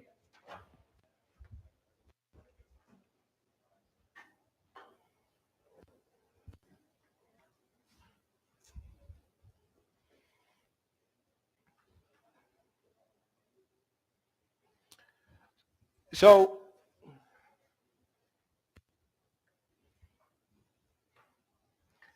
things to consider. I'm going to tell you what we do in New York City, and we have to figure out what works for you guys. Certainly on this side of the country, Seattle's got a good program, and you can reach out to them. If we're going to remove them from the scene, now remember, the firefighters will move them out of the immediate fire area. If it's a shop, I want to get all the heat-impacted batteries out of the structure to save lives and property. For my first move as a government agency, I will overpack them. One of the materials that I'll use cell block fire suppressant material. And even though they're showing the cell block drums, which are specially engineered drums, they have a second liner in there. There's cell block material in that space between the liner and the outside of the drum, and it'll vent out that perforated spot. The cell block materials from recycled glass, and they're hollow spheres. They're light. They can absorb some gas. They pull heat away from the batteries through phase change, because it'll actually, if it gets hot enough from the battery, it'll turn to glass. And that phase change is pulling heat away from the material. We can put more watt hours of batteries in these specifically engineered drums. Use them in the New York City Fire Department because they're one-trick ponies. I can only put batteries in them. I use the regular DOT open-top steel drums because I can put lots of different things in that drum. I only have so much room on my apparatus. These are pretty pricey too.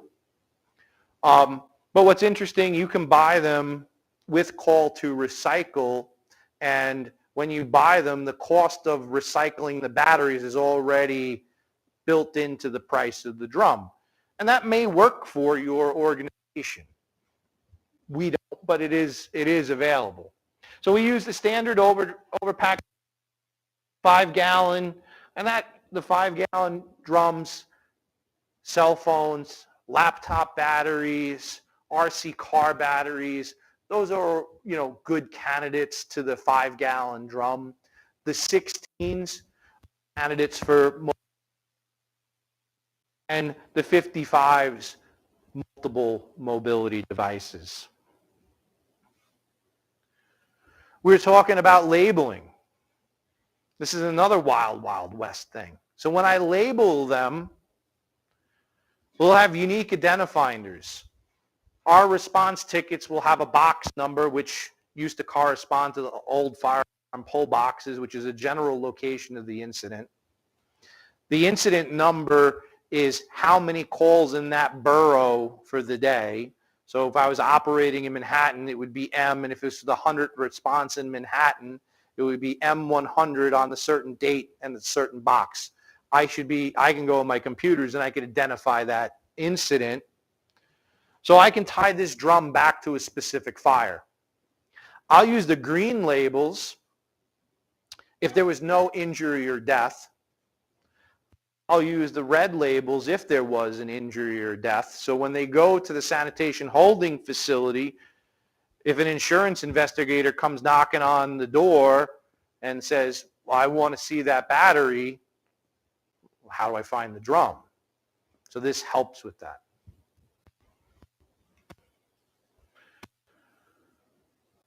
We talked about the elevators. We can put the drum in an elevator. If I have fireman service, I have positive control over the elevator, and I ensure that that's how that runs. That is done upon agreement with the hazmat officer and the incident commander. right? So the incident commander has to know what's going on.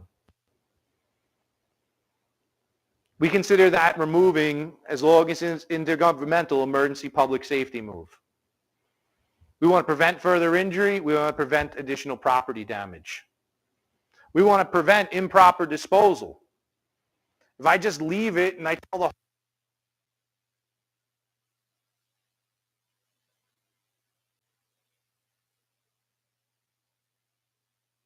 a backloading garbage truck, when they pull the lever down and they crush and compact and they all work the same way, they compact the garbage, and you go to garbage truck fires. New York City Firewire, they post on social media stuff that's going on, and that's a legit post. Overpacked drums go to DSNY, which is Department of Sanitation in New York holding facility. We have just about everything in New York. Yes? Raymar Environmental. Okay. We have the Washington State contract for emergency response. When if we're called to come out and dispose of a battery, we have very specific packaging protocols. So we put an inner container inside of that outer container. So you have a smaller inner container.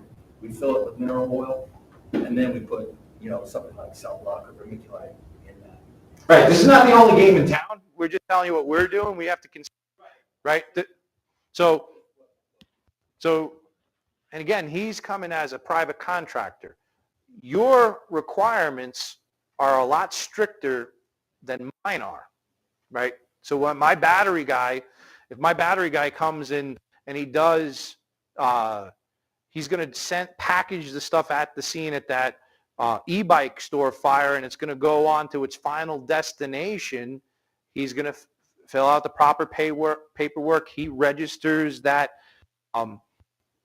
transit with Chemtrek. There's a lot more that the private sector is going to do than I do, as I'm just trying to keep the building from going on fire again.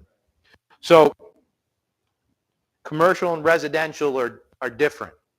Vermiculite is a packing material, the mineral oil. There's a lot of stuff. There's a lot of stuff in the sphere. If we have this conversation a year from now, it's going to be a different conversation.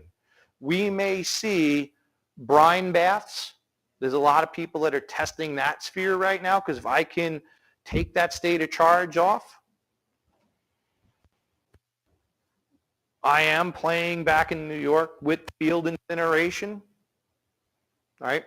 It's not unprecedented. If I have a propane cylinder that's damaged and it can't be transported, I flare it off.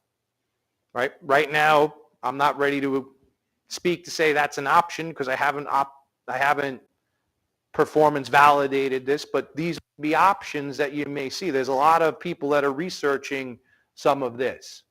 And if I brine bath it, right now, some of this stuff I'm seeing is a little bit longer, a little bit too long, that they want them to sit in the bath for the cells to fail for a first responder to do it.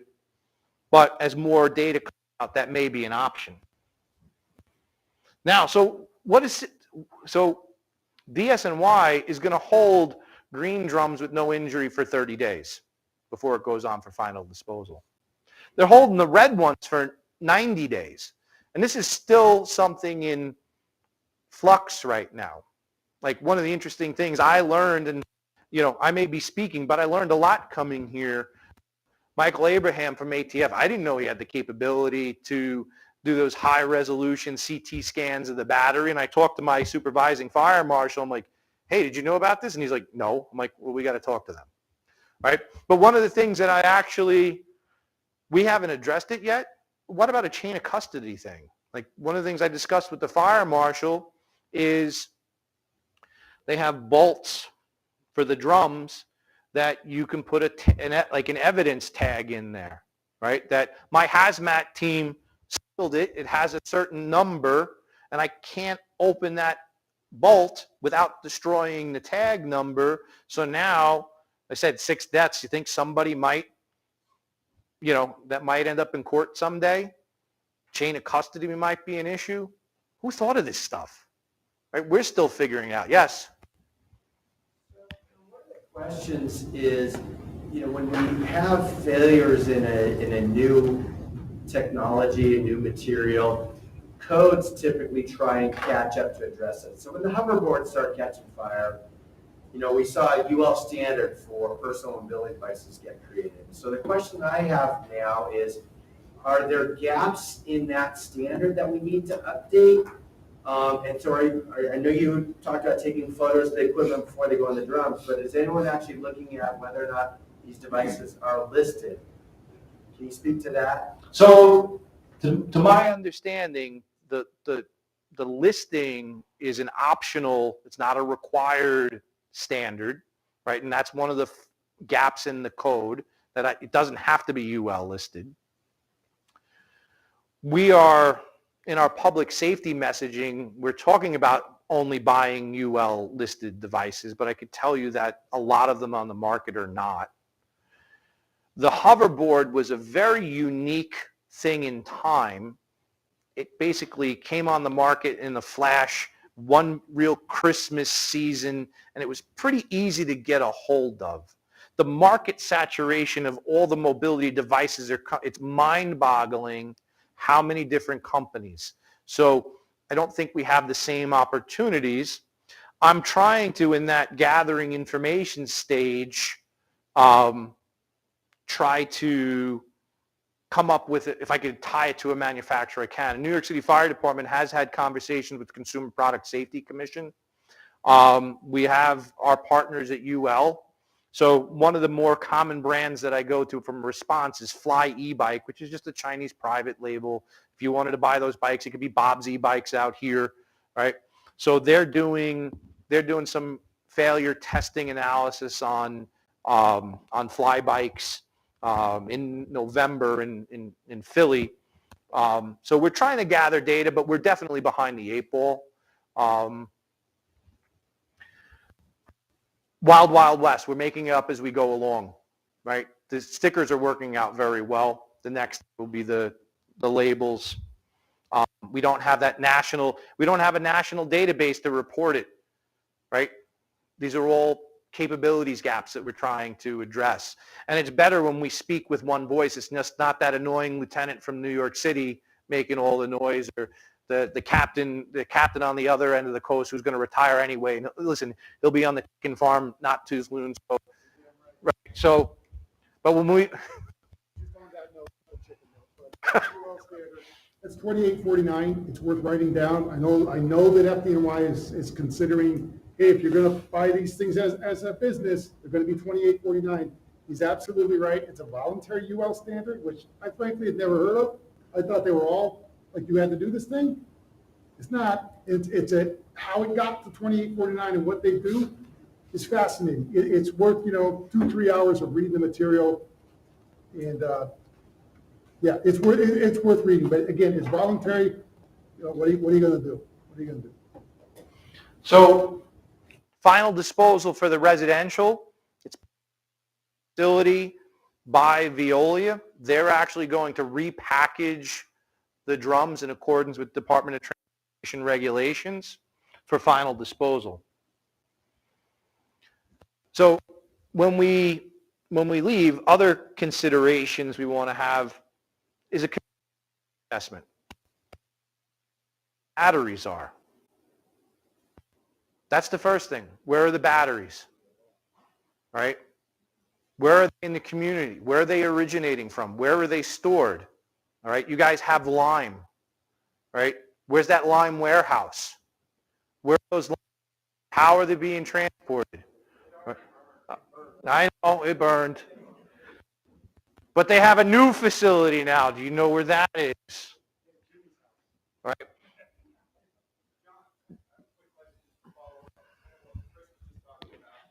Are you guys seeing a lot of the knockoff bikes, the gray market, and you talked about the do-it-yourself vendors, the guys who are maybe making bikes for people?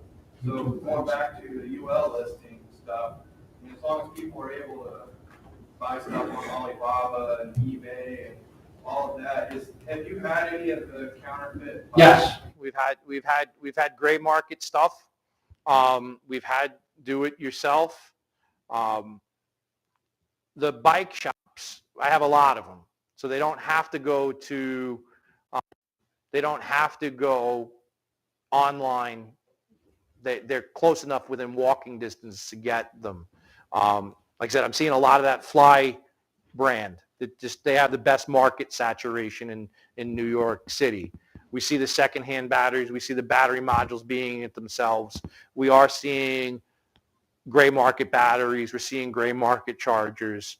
There's a real big thing. But when it comes to public education, you'll see the PSA, right, that UL standard. We're operating in the emergency sphere, and we're hearing about some of these things the first time. What about the consumer? We have to do that education component quite a bit. So where are the batteries? Do the existing fire codes cover these new challenges? They don't. If I have 1,000 pounds of batteries in an e-bike shop, I want sprinklers, but it doesn't call for that. Focus outreach for the greatest impact. Dorms scare the hell out of me, all right? I have college-age kids. These are perfect for getting around campus, right? They're small occupancies, high density, right? And people are bringing them inside. We got to teach our kids, right? Establish a residential battery disposal. We have to make it so easy for our customers, which is the community. So they have a million different ways to get to it, and it should be so easy, whether it's at the Home Depot, at the Staples, drop off, pick up. We'll send you one of these boxes, right? Just do it properly. Because if we don't, then bad things happen. So community risk assessment. This is like, holy crap, nightmare scenario. So in our Chinatown, which we have a big Chinatown, all right, I have this e-bike shop. The guy was actually repairing a battery module that went on fire. He did have the piece of presence of mind. He knew water was good, so he takes it and he goes and throws it in the toilet. Okay? So hazmat has the battery out of the toilet. So let's just look. Scary. Very scary. More scary. These are all batteries on charge. Oh, I'm fixing bikes too. Now, this is a turn of the century, late 1800s, early 1900s, non-fireproof, high density occupancy. Every one of those apartments has more occupants than you would think, right? So the fire code doesn't say you can't have 200 batteries charging. I go to this thing and I talk to the fire chief on the scene and I'm like, Chief, you know what? Oh wait, that one. I go, we got to at least write him a violation for the temporary wiring. All right. The last thing we want to do is come back here in a week and have a pile of body bags and they'll be like, the fire department was here a week ago and we did nothing. But does the fire code address this? It doesn't. Oh, certainly the temporary wiring and all that stuff. Yeah, but the presence of the batteries, it doesn't really do this. I don't want them in multiple dwellings. I want them to have sprinklers, but I need help in get that message out. So is it possible you have one of these in your community? Yeah, it's possible. But unless we do a community assessment to figure out what it is, every bike shop, regular traditional pedal bike shop, is now an e-bike shop now. Well, how about this guy? So Rebel's one of those companies. There's 1,000 pounds of batteries in this, right?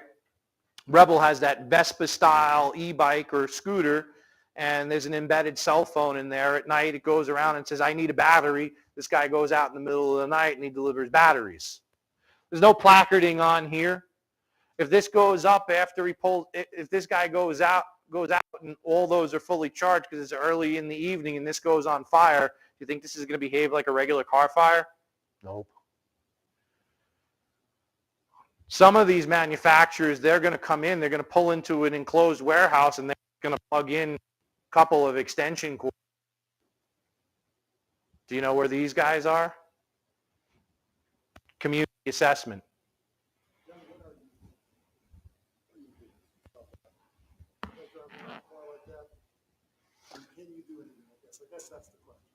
The regulations don't apply.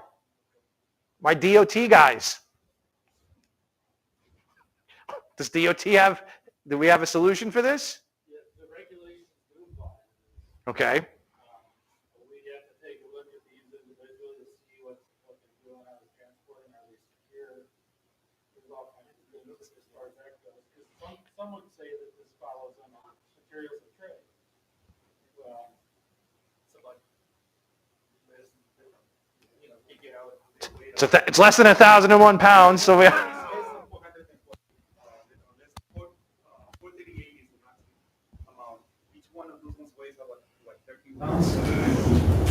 You can count it. That's 34 batteries there. Yeah, like 28 if you're like 28. Okay, yeah, so 7 with 4 deep. So you would be underneath. So, but the first responder isn't going to notice this. When this is on fire, we're not noticing any of this. That can be a truckload too. So that's Absolutely could be true. Right? So, but these are new issues that we're being confronted. We're behind the 8 ball a little bit. So what I'm telling you is open your eyes, talk to your regular units. You know, ask them to drive around. If you see something, call the fire prevention coordinator or your building inspection guy. If you see something, let us know. This battery disposal, make it easy. Public safety announcements. Battery bounty for submission of batteries. That sword cuts both ways. If I make it valuable enough, then people start stealing the batteries, right? Look at catalytic converters right now, right? So if we monetize something, then markets show up. Drop-off sites, we talked about that. This is interesting. Here's a PSA.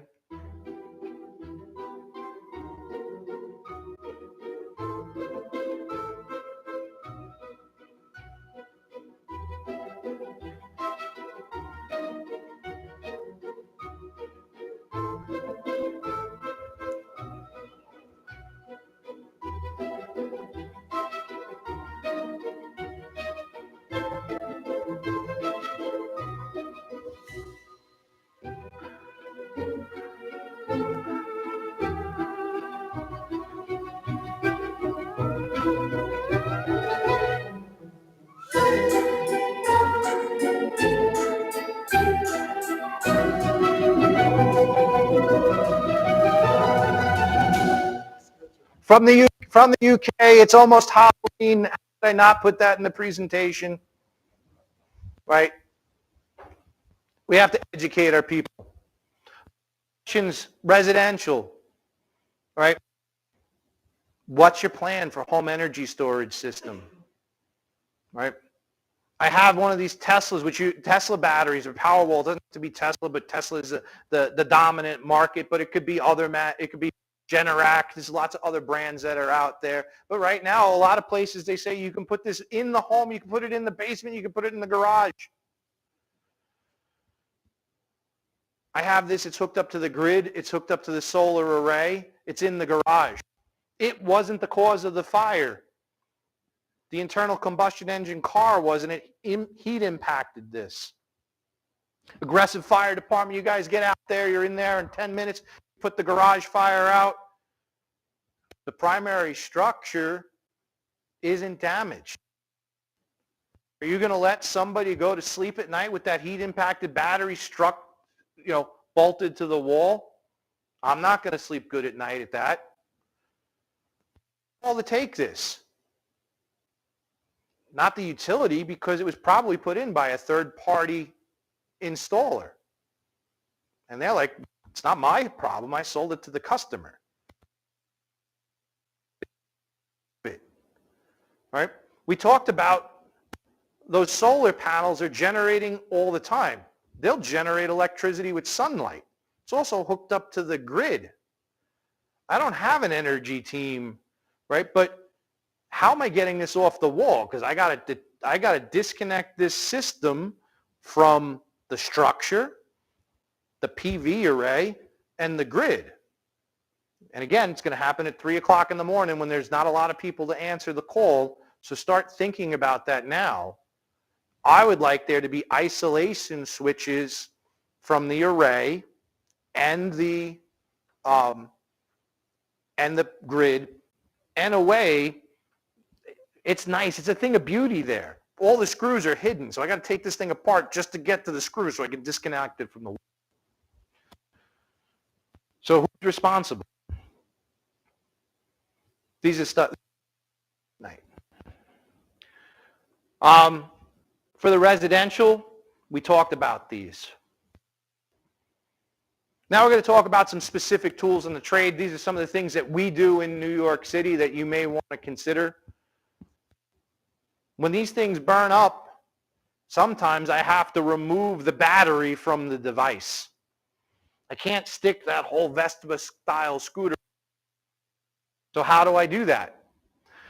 It's like battery-operated Sawzall. We just got this cool new mini cutter. Because remember, we might have to take these up many flights of stairs in the high-rise city. There are some days that the battery wins. We had one of these go in the hallway of a housing project. It took out the elevator, right? So all that equipment, we had to walk up the 17 flights. Of course, it's on the 17th floor, right? So if I can have smaller equipment, that's good, right? So I have to remove that battery.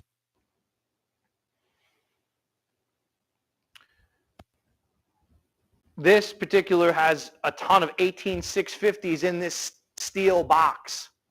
When I go to overpack them, we'll remove the cells from the steel box.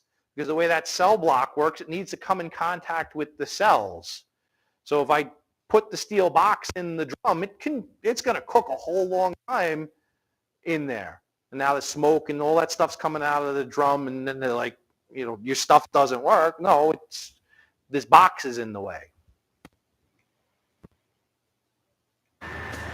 Here's one of my guys. I pulled this off of YouTube. I'm proud to get it right. He's wearing his SCBA.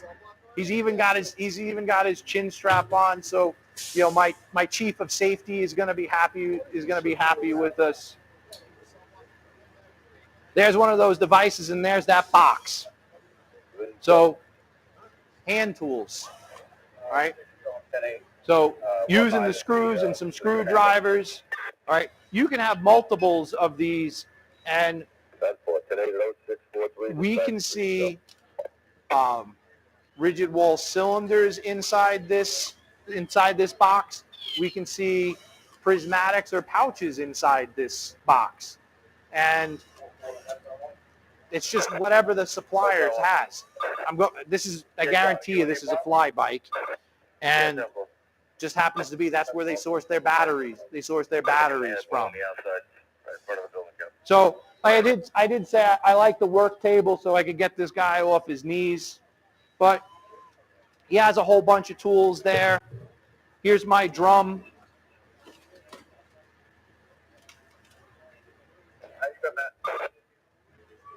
He's prying that up. Sometimes it's good to drill the screws out.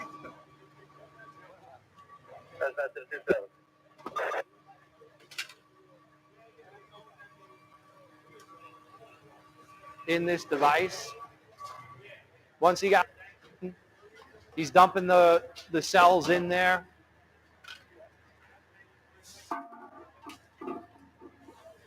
We're going to have that cell block material on the bottom as well. Put the material on top, and then they'll top it with the cell block, right? There's a whole bunch more of those cells there. That's our standard 16-gallon overpack drum. Nothing special about that.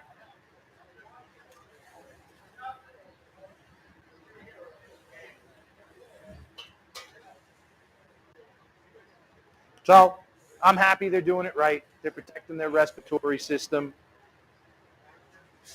This is where management comes in because, all right, I've gone to 24 of these and I haven't had one fail, right? I have to be the stickler. I have to be the boss, you know. I have to watch the YouTube videos and go after the guys when they don't do the right thing. They're doing the right thing here. We talked about the electrically insulated gloves, right? You may want to consider having these in your program. All right, the OSHA threshold 50 volts DC. Typically, we're 40 to 60 on a lot of these mobility devices. We have these. You should be okay with a dry fire glove, but we had some guys that were getting little jolts, right? Because most of our gloves are not dry. Right? You have to, like Chris was talking about, you have to have a program. You're buying into a program. It's not just buying some equipment. Have that, you know, have them set out, have that spare, have that rotation system. There's a bunch of different ones out of there. Class 0 is up at 750 volts DC. Class 0, 1500 volts DC. You have some higher energy gloves because you're an energy unit.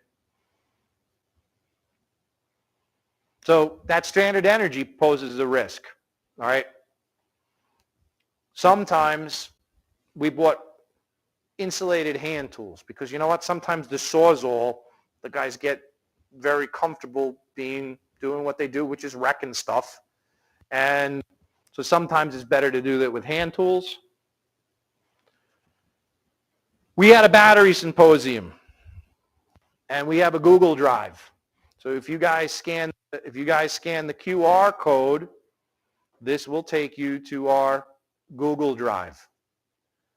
There is stuff in the Google Drive. Every presentation that was made is available in PDF format in there. We have public service announcements. We have audio podcasts, and we have tactical training videos, which are right around that 16-minute mark. They're perfect for that company-level drill. We have a reference document section. So I cited that the FAA study, which said one cell, 18650, can release 8 liters of gas. Well, don't take my word for it. You can read the study that I grabbed that from. There is some information about some of the vendor stuff who actually, they supported the symposium. So some of the equipment we discussed today, that's in there as well. We had presentations. It wasn't just FDNY guys. We had our partners. ATF is up there, but they were a speaker. The NFPA and NUL. There's a free training section in there as well. So there are online courses from NFPA and UL which your team participate in and take. So it's a very good resource. Somebody approached me and said, listen, I've been tasked with doing this. This is a good starting point for you. Did everybody get this so I can move to the next slide? So we'll talk a little bit about electric. This should finish out our talk. We had some conversations for it. The big thing is, just like a lot of this stuff, we don't have all the answers yet. It's a constantly evolving new threat. We have to work together. Hopefully I'll give you some things to think about as we go along. So electric vehicles are different. And some of the technology you may have heard. I think that Prius battery outside was a nickel metal hydride because it's an older technology. We have lithium ion. Lead acid are still around in all of our regular vehicles, Ultra capacitors may be out there in the future. And we talked about different types, hybrids, plug-in hybrids, and full electric. We'll have some different considerations there. So evolving challenges. How do I identify them? Like when they first came out, because it was proud and it was different, They made them look very different. Like a Prius when it first came out, you knew that it was different. But as automotive evolution comes in, they start to look more like regular cars. Unless you're an automotive nerd, just by looking at them, we have to identify them. We'll talk about voltage. I'm going to stress unintentional movement as a bigger threat than the voltage. And we'll talk about extinguishment and reignition. So identification, clues, right? Badging, exhaust, knowledge, noise, charging port. We need to look for clues. Badges, models, right? It's a little bit of a challenge. It's not a perfect system. Ask the owner. I want to talk about rescue data sheets. This is one of the tools in our toolbox. It's not a perfect system yet. We want to advocate for more, right? But right now, this is one of the best sources of information for us right now. And if it's not specifically on the manufacturer's website, we can go to the NFPA. One of the shortcomings of them is not a standardized format like a safety data sheet or an older material safety data sheet had. But even in those areas, there were better, some companies did them better than others. But things here, things that we can get, they're not just fires we're concerned with, we're concerned about extrications and emergencies and how do I turn it off and other things. They should be on those rescue data sheets. I bring the Jaws of Life or the Hearst tool or the Holmatro or the TNT, whatever. Where do I cut? Where is it safe to cut? A lot of this guidance you'll find on these data sheets. The voltage scares a lot of people, all right? Typical EVs, the majority of them on the market are running 400 volts. We have some 800, and the Lucid Air is now at 900. Some of the Porsches are up around 800, all right? As the goal, these is constantly going to be changed. Come back from a year from now, I could be telling you could have a 1500 volt car. We don't know where this is going. It's evolving so quickly, right? We're going to be concerned about power move, extrication, fire, right? Here's a close-up. Here's a close-up. This is showing you where the cabling. This is showing where the cabling is. All right. This is showing you where we can cut cabling. Right. Cable cut where I can cut the 12-volt system. Again, we talk about that above 50 volts is considered hazardous. All right. Again, not standard, right? We could have a plug to remove the power from that 12-volt system. I could have a cut loop, which is what GM has, right? Where is that located? And the challenge is when we talk about unintentional movement, I may have to put myself in the danger zone to get access to these cut loops. Service disconnects, these are really not for first responders. These are more for maintenance people. They kind of steer you away from it. But you may encounter one of these in a service bay and the service disconnect may have been pulled.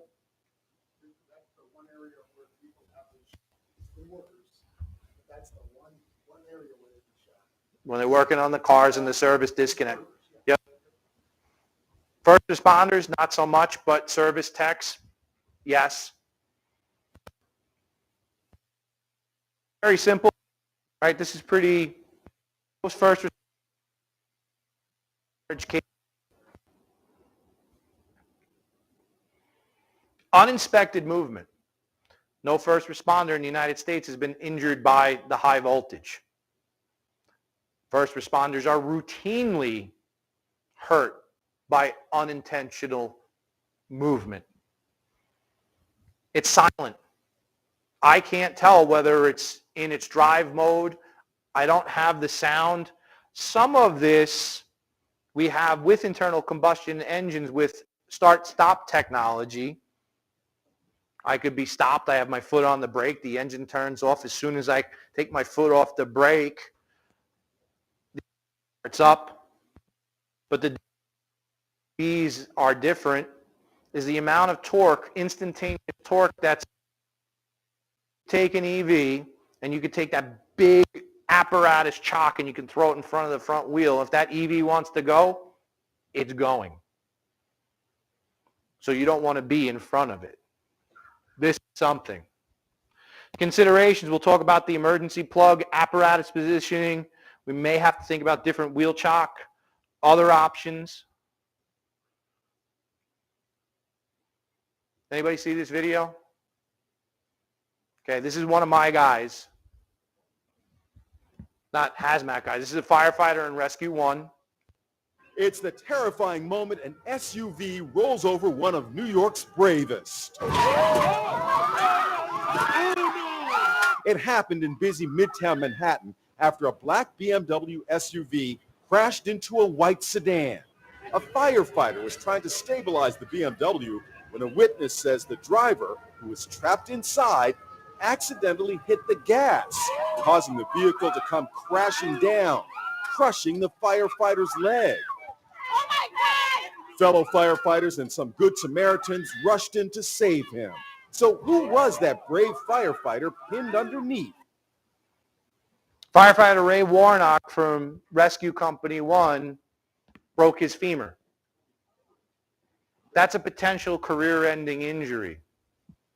This is a plug-in hybrid. I spoke to the captain of Rescue 1. There was no engine noise. They used a wood wedge as a wheel chock. You can see it rolled over that wood wedge. A lot of these vehicles, when they're at low speed, they're operating in battery mode, not internal combustion engine mode. This could have been a fatality. So this is coming soon. I have the only one in the country right now up here. I'll put it on the table when we break. You can take a look at it. Emergency plug has been in Europe. It's been sold in 46. It's been sold in 46 countries. The concept of operation is manufacturers don't want people driving away with their expensive charging infrastructure. So when I plug it in, it basically saves the car. This makes the car think that it's charging. You plug it into the port.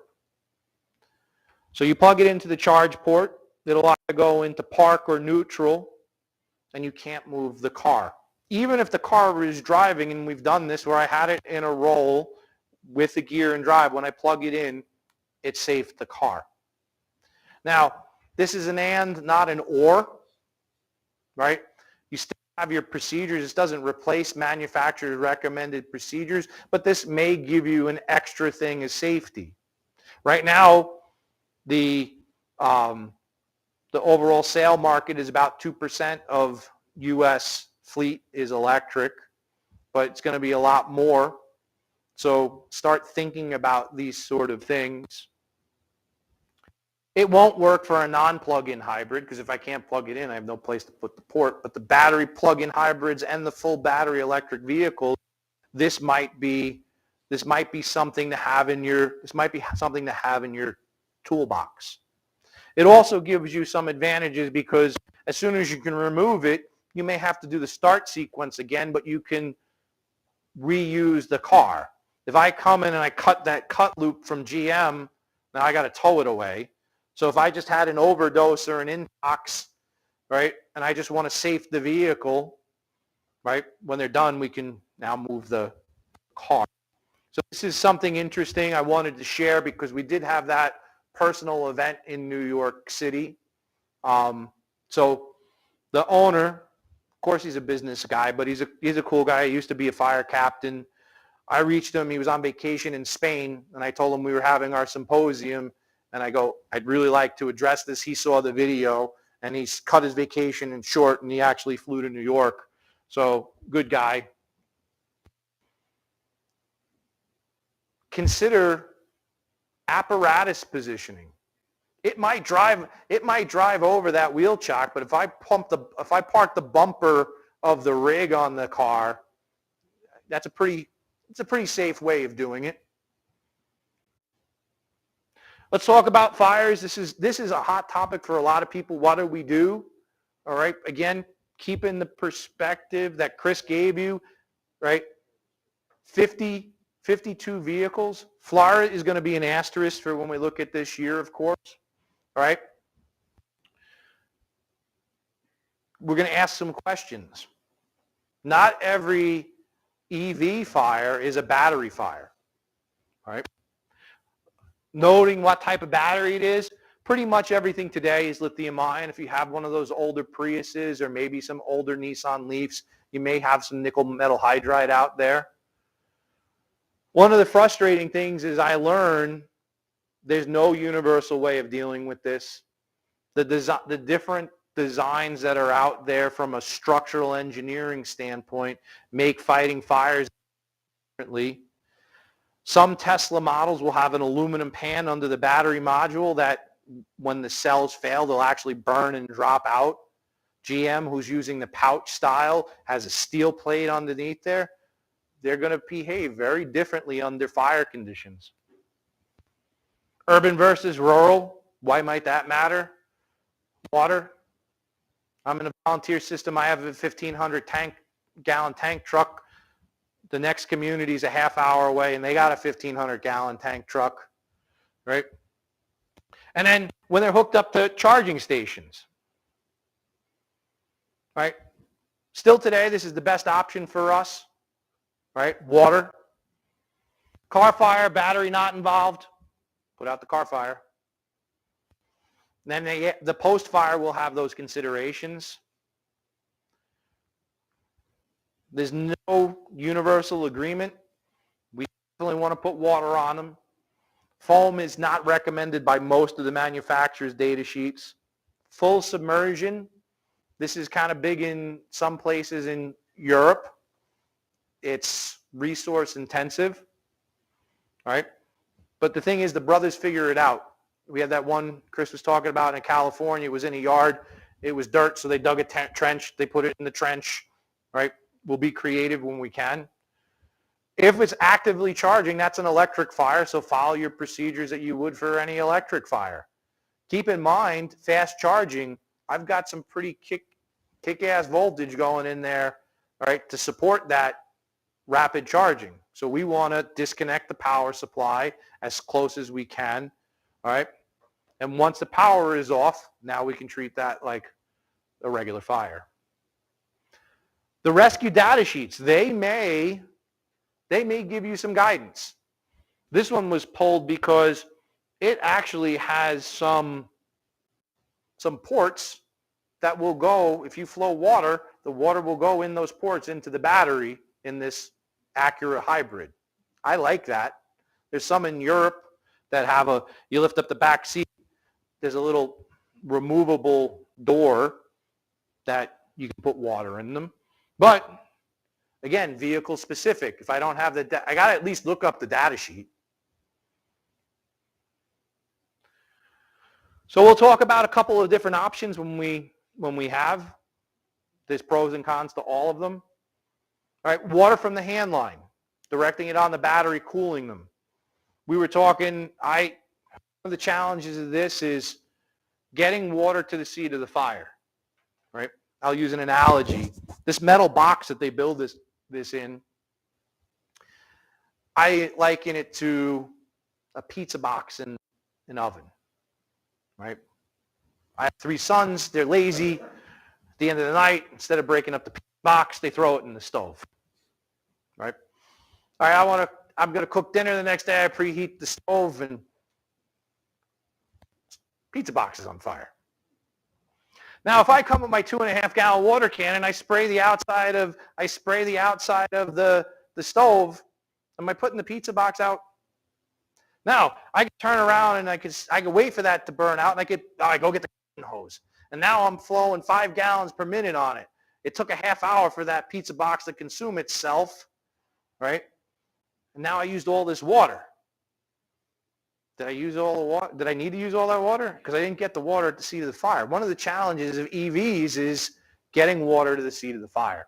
So the brothers are creative. So what they're going to see is like, all right, the battery, let's jack up that. Let's use a hand line, all right? That could take a lot of time, a lot of manpower. A lot of the data sheets are telling you play water on for 45 minutes. All right, so I got to hold that there. Now, we're big bad firemen, 125 gallons per minute nozzle. I got to sit there. Do I need 125 gallons a minute? No. Do I need to fight that nozzle reaction? No. Crank down the water, make it easier on yourself. Fire blanket. So why would we consider a fire blanket? Because we talked about the fire blanket for a car fire works by excluding oxygen. But these batteries will burn in an oxygen deficient environment. So why would I consider a fire blanket? I might consider a fire blanket as buying me some time. I'm in a tunnel. I'm in a parking garage. All right. I want to contain that to one vehicle. Maybe the fire blanket can buy me some time. Remote access from water. The other thing too is if this started out as a compartment fire and not a battery fire, if I can shut down the fire in the compartment, I'm going to be stopping the radiation of heat into the battery module. And I don't care how you stop that. If that happens to be what we have on hand, if I have a tunnel, but like I can throw that on there and hold it until my attack line gets there, I want to consider this.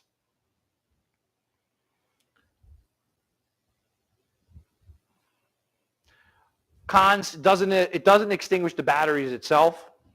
And I have to be up close and personal when it is. We saw some of those jet fires, so certainly you want to have your full PPE on when you're using these. Unmanned large caliber streams. Anybody have blitz attack nozzles? All right. I have the blitz fire, the task force tips blitz fire. I can put it in a low flow mode, so instead of, if I'm going to sit there for 45 minutes, all right, if I got it jacked up, instead of having my engine crew stand there for 45 minutes, all right, and remember, we talked about that, respiratory protection component. Well, maybe I'll throw a nozzle under there, and now we look like, we know what we're doing. Non-intervention is one of the things that a lot of manufacturers recommend. I don't know about you, but I told you I got guys that chase me around the city all the time putting everything on, on YouTube. Non-intervention doesn't work well for our, our public image. So at least this looks like I'm doing something. Undercar nozzle, there are a couple of these on the market, but if you have an old penetrating nozzle that you use to drive into a hay bale, works just as good. But the nice thing about this is you just slide it under the car, you turn the water on, and now you're getting it there. You do have to get close for a minute, but we can overcome that with our PPE. And a lot of times, we're not flowing a lot.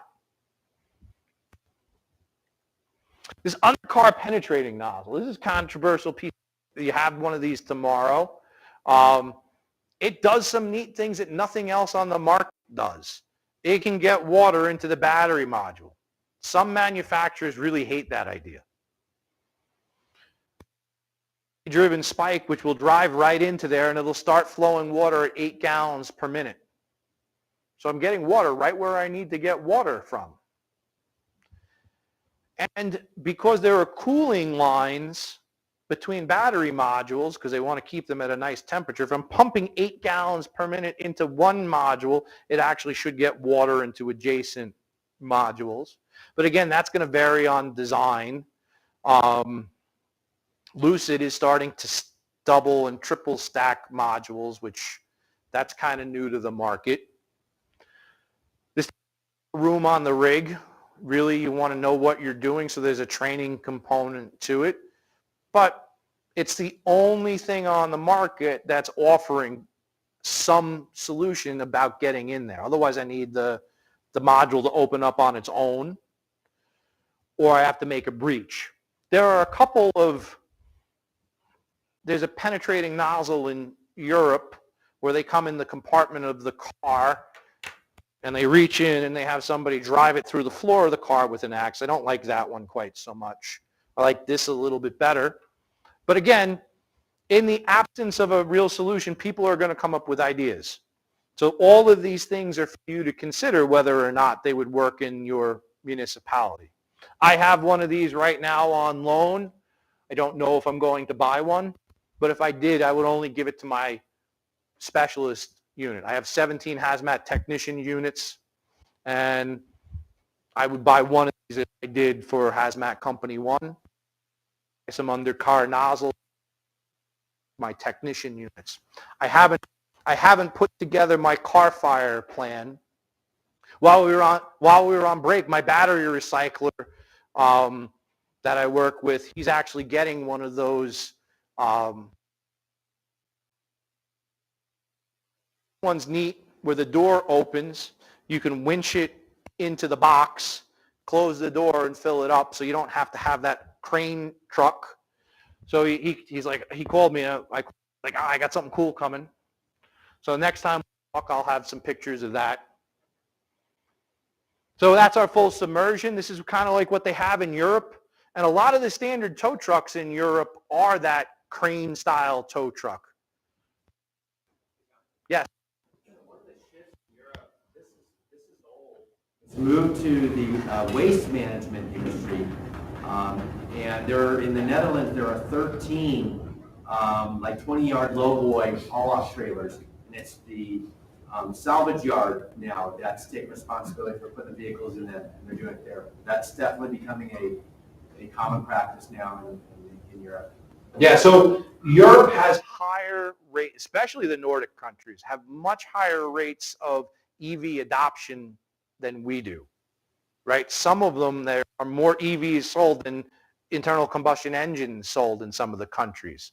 So it's flipped that narrative. So seeing there, and I think that might be why you're seeing that. So we do need to talk to our partners in the salvage industry as well. Post-operation considerations. This is in Florida, right?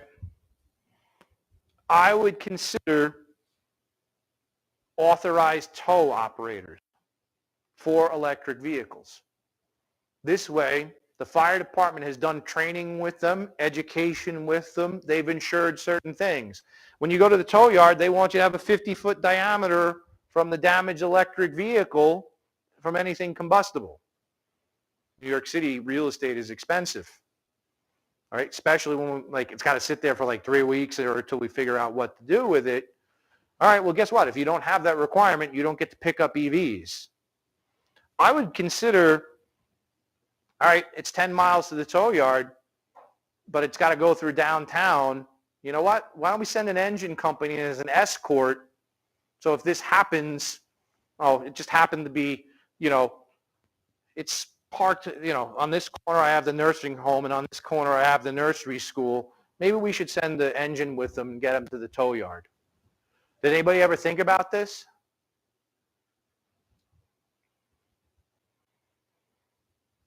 I don't have an answer, but this just scares me. This was a parking garage.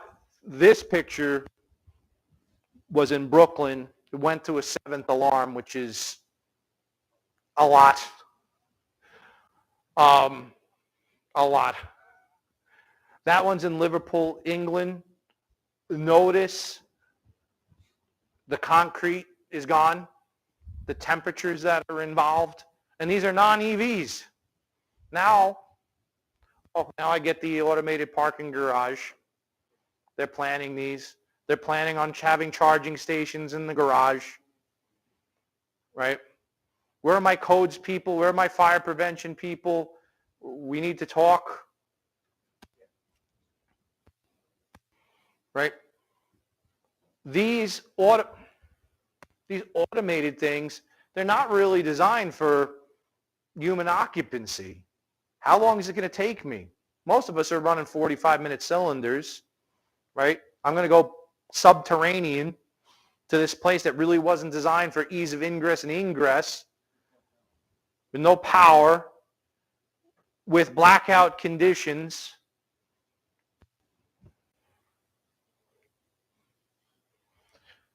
So we talked about the NFPA and the manufacturer's websites. This particular presentation, I worked with Captain Balcombe. He works in our education unit, our extrication unit. There are apps for Europe and Australia, but we don't have app-based here. The NFPA Emergency Response Guide is web-based. Most of us have mobile devices, and app-based works better. So this is another something that I'm advocating for. There was a couple that were out there a few years ago, and then they just suddenly all went away. And I don't know if there was a liability issue or something, but they all disappeared off the App Stores. So liability is certainly an issue. We're a very, very litigious society in the United States. People are worried about proprietary interest. People are worried about the impression that, well, look, you knew this is a problem. You're putting this information out there. So I understand that, which is great, but we need to make the noise that we need to make the noise for. So this would be more of a gold standard for me, that any person can download the app for free and have the access, and that the manufacturers are required to send in that data sheet, just like if you have a hazmat, you have to produce an SDS. So a lot of things are in the voluntary sphere right now, right? DOT guys, you know, federal people, you can help us out here. Right? Our best tool is information. That's why we're all here today. Right? Trying to get information, learn from each other. Right? I certainly learned a lot. Right? Right now in the mobility sphere, New York is at the, you know, we're having the most of it going on right now, but we've had some, I haven't fortunately had a big energy storage installation like the brothers in Arizona and California have, and I learn every opportunity that I can get. EVs, I've had 3 EV fires, but they've all been compartment fires, so I haven't confronted this. So I'm learning by talking to the manufacturers and my colleagues. So that kind of finishes it up. The floor is open for questions. It is the end of the day. It's usually, we get close, there's always less and less questions. All right. Well then, thank you very much.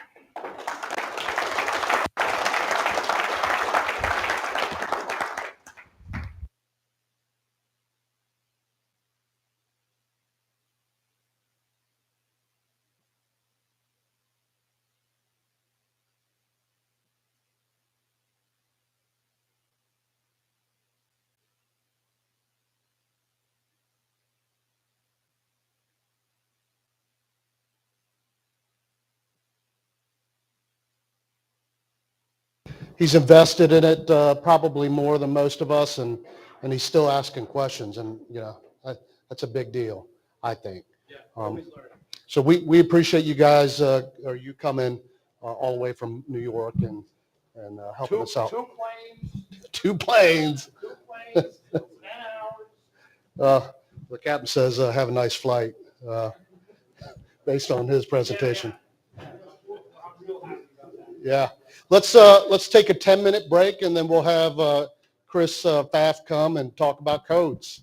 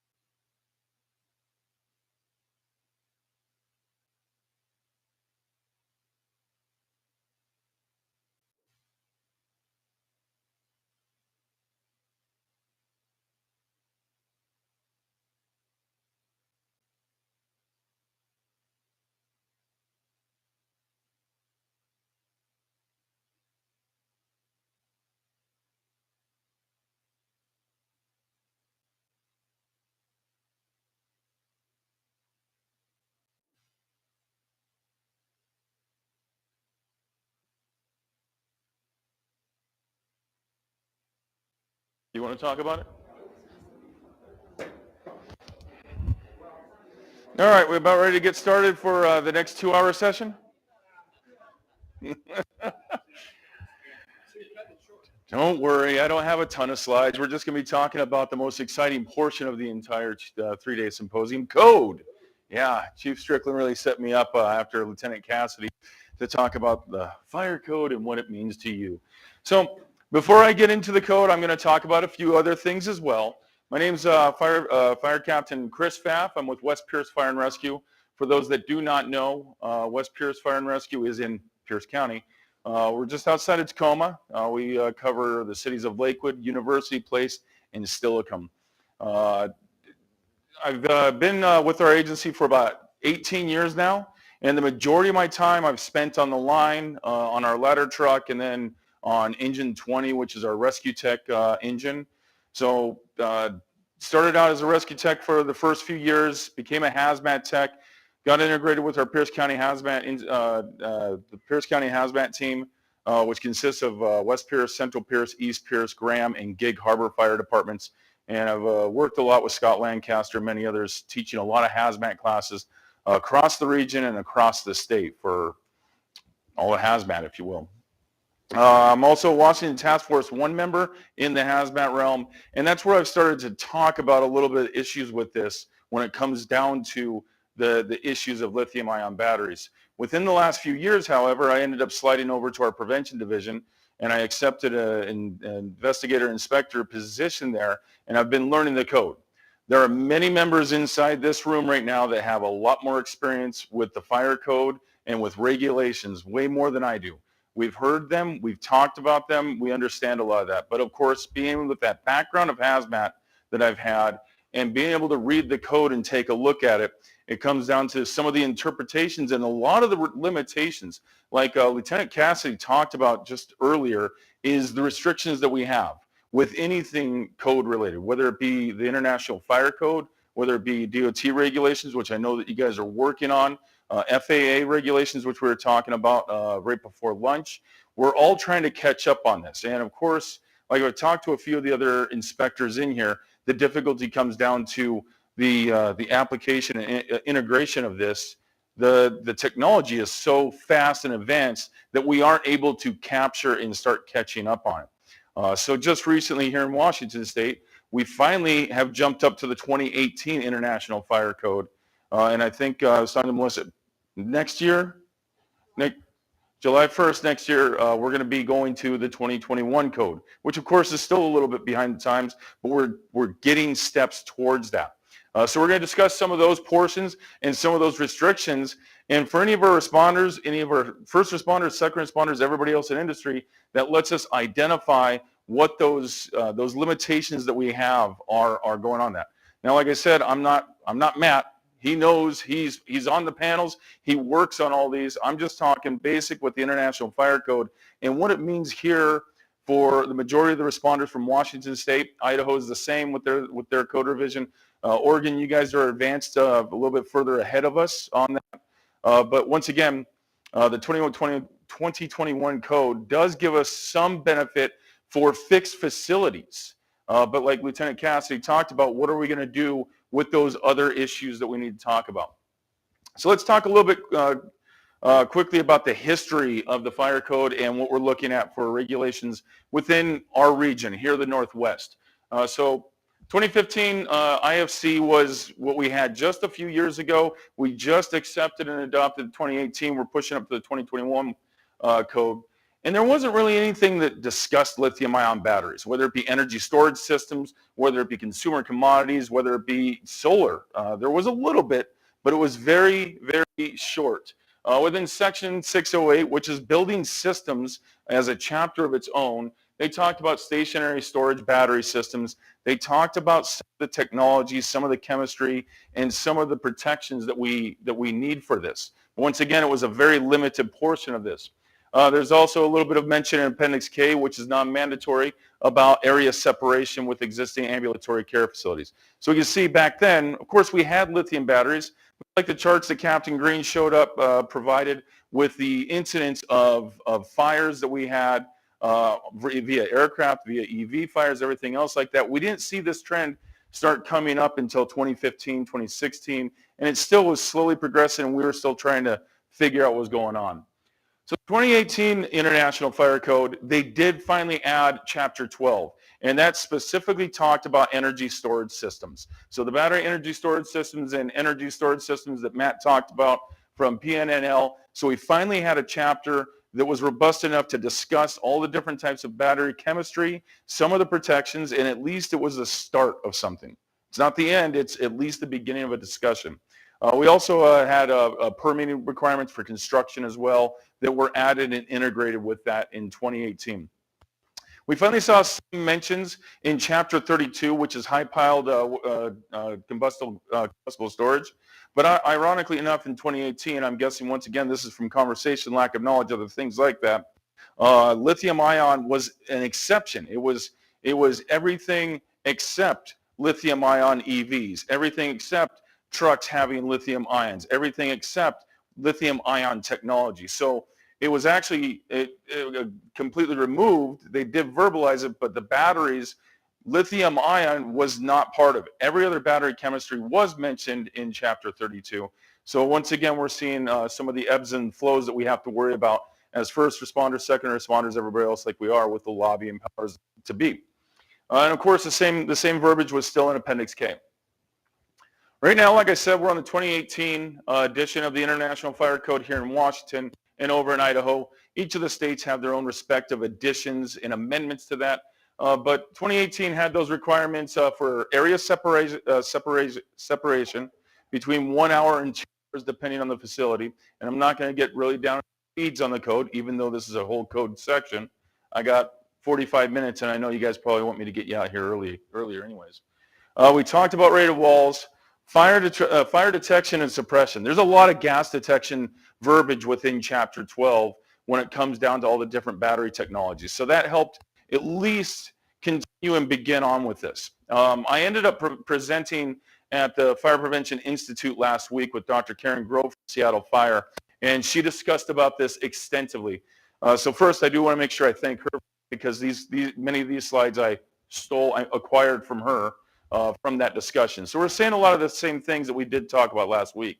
But once again, it came on down to that whole discussion and that integration with the code and the development of detection of gases, of detection, the suppression, potentially looking at clean agents. And that's kind of how we got into the Surprise Arizona event, where they had the clean agent of extinguish the fire, but now we had a buildup of flammable vapors, which once we opened it up, the Surprise Arizona firefighters ended up creating a backdraft event.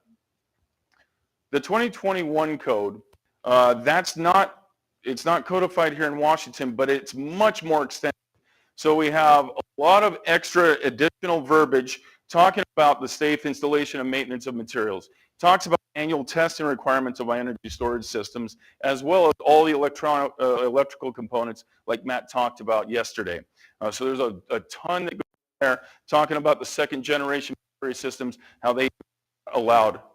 Talked about reignition, on-site mitigation and monitoring by the owners. And of course, now we finally have the conversation for explosion control. I will pop up a few of those tables as we go here so you can see a little bit of what I'm talking about.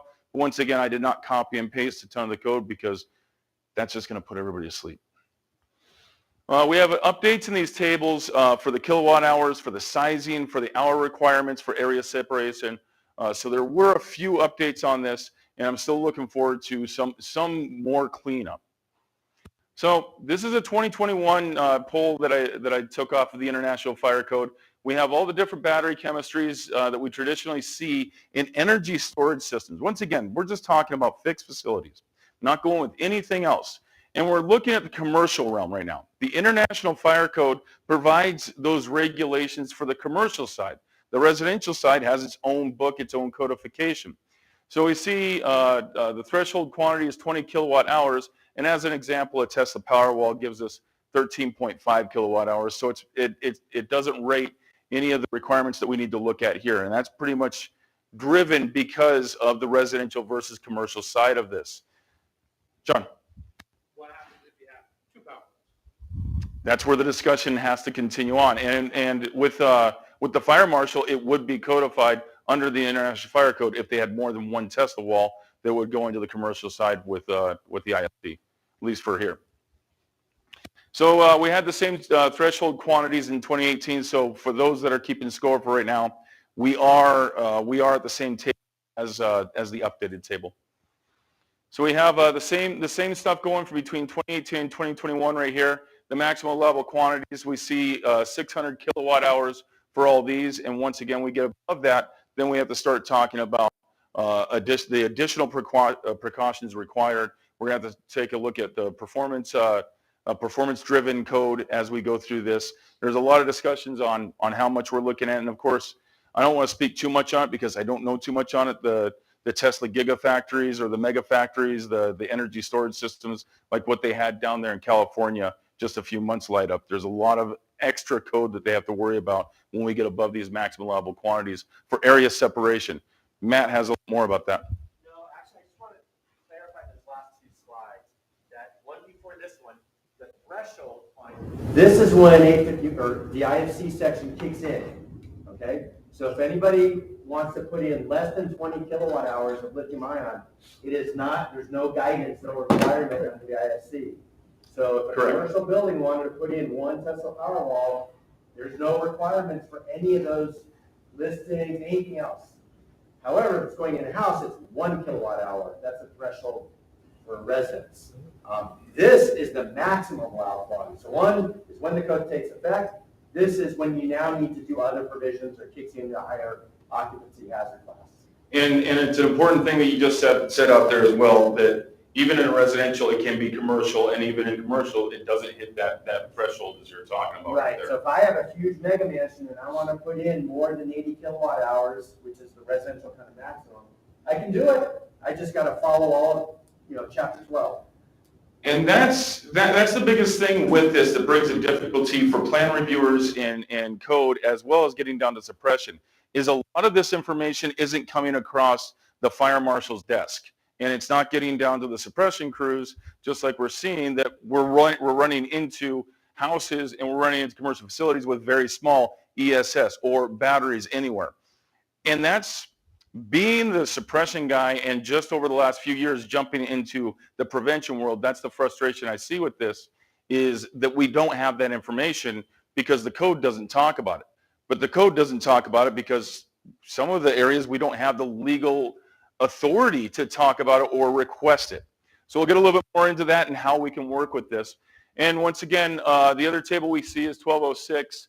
This table wasn't in the 2018 code, so this is a new one for 2021 for code requirements. And it talks about exactly what Mac talked about yesterday when we talk about explosion control for our lithium-ion batteries, and then, of course, protection against thermal runaway, that it has to be set up to UL 1973. So they're finally at least upgrading that, and I know it's from the discussions that you guys have had. Yeah, a really important thing on this table is some manufacturers are looking at exhaust ventilation, and how it says no one's looking on it, they think, I don't need to put a fan in there. They're missing what explosion control means, which should be a fan, not just pressure relief. And that was an interesting one as I was going through this when I was reviewing this yesterday. As you're talking about that, I'm like, this is the bare minimum. And that's the difficulty once again. It is the bare minimum. So of course everybody else had table at least a slide that was really busy. I got to make a slide that was busy. So in the 2021 International Fire Code, we do have some additions to high piled storage, which we see right here. Over here on 3203.8 on this table, this was an addition and a shift. In 2018, the code that we are currently under right now, this bottom line does not exist. So dry cells excluding lithium and lithium-ion batteries, dry cells excluding lithium, excluding lithium, everything right there is saying excluding lithium, and it's continuing with that in 2018. So it's not codified in any high pile storage. So if we look at any warehouses that are storing any amount of batteries for storage, for scooters, for anything else like that, it's not being addressed by the fire marshal, by the investigators or anything else like that, because it's not codified. For those that are adopting and have adopted the 2021 table, now we have it listed as its own defined item.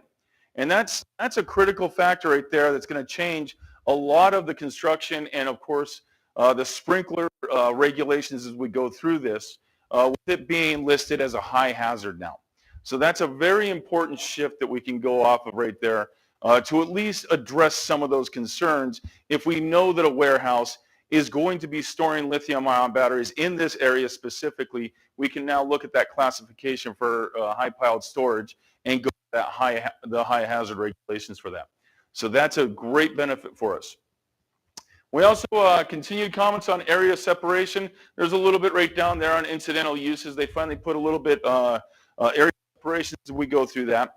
The International Residential Code already has area separation for garages. That might change, but once again, I'm just talking International Fire Code. I'm not going to say I'm an expert on the IRC in any way, shape, or form. But this is one big thing right here that I saw.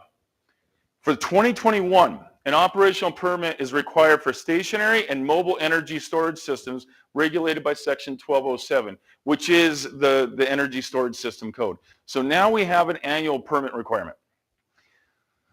I only know my agency personally, so I can't speak of anybody else that does permits and how you guys do permits with your fire district, with your municipal district, with your county, however it goes. But the question comes down to, where does that information go?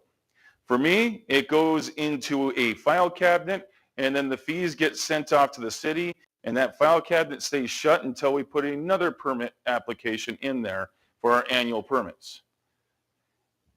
The reason for the permits, at least from the intent that I see, is this is supposed to be information to help get to boots on the ground for the hazard that is being confronted with them.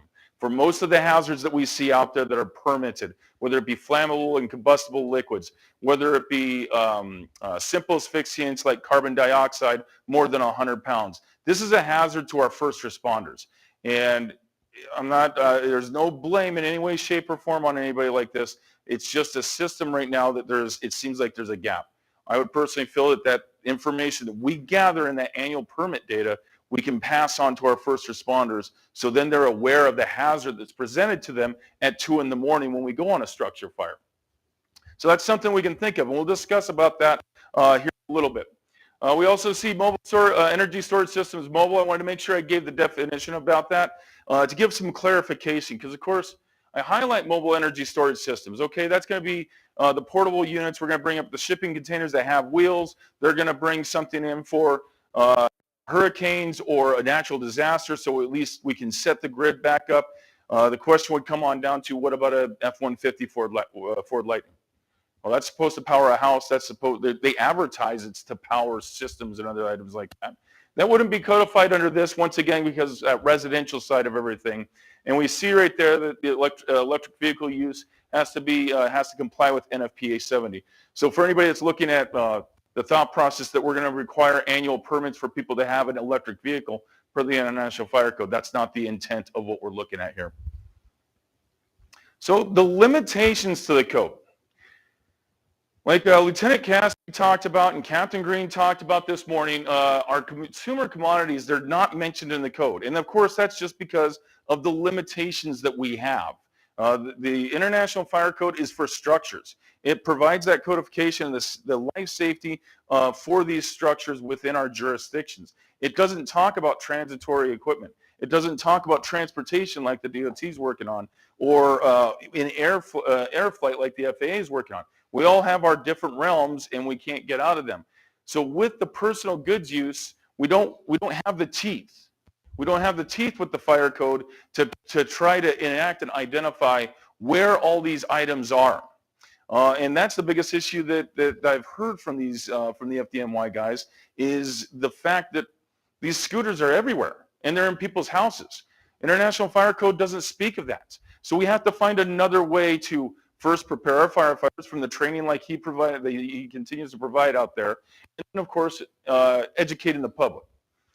The electrical installation component. This is an electrical job. I'm a hazmat dude. He's a hazmat dude. The smart guy before all of us, he's an electrical guy. And he says it right out the gate when he introduces himself. Hey, my name is Captain Chris Green. I'm not a hazmat guy. This is an electrical thing. It's a Sparky thing, which falls under a completely different code. I can barely even wire a 12-volt battery right now, let alone my house. I don't understand electrical inspections. And here in Washington, I can't speak for Oregon and Idaho, but I'm guessing it's a similar type of thought process. We have labor and industries or the municipalities. They're doing the electrical inspections. The electrical inspector's doing theirs, we're doing ours.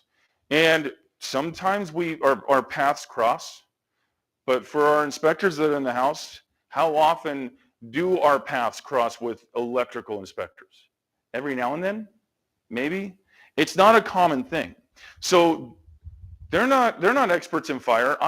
We are not experts in electrical. We're trying to get better at it, but we're not going to become experts in it. And the NEC, that's a 700-page book. NFPA 70, that is a difficult book to read. So identifying what part of the code we're referencing right now. For energy storage systems, we're looking at fire safety. What about the installation? Matt talked about that. Matt jumbled up all those numbers, and I typed them up so I can actually remember and look at some of them. But I'm going to be lost when I look at that stuff because it's not my background. So we see gaps. We see gaps that are going to occur because the fire inspector is going to come on out and they're going to look at just the fire components. The electrical inspector is going to come on out. They're just going to look at the electrical components and they may not mesh. We have it in theory that everything is supposed to mesh, but unless we're all looking at it together at the same time to look at it in full process, we may end up having those flaws and those faults, right? The residential installations we talked about, and this is where the difficulty comes in because the fire code doesn't talk about residential. We're looking at commercial. We have the residential code and the city inspectors work on that. But once again, from the permitting that we see in the International Fire Code, as well as all those other assets, even residential plan review for solar or battery storage systems, those do go across the plan reviewer's desk. So this at least comes through the fire prevention division.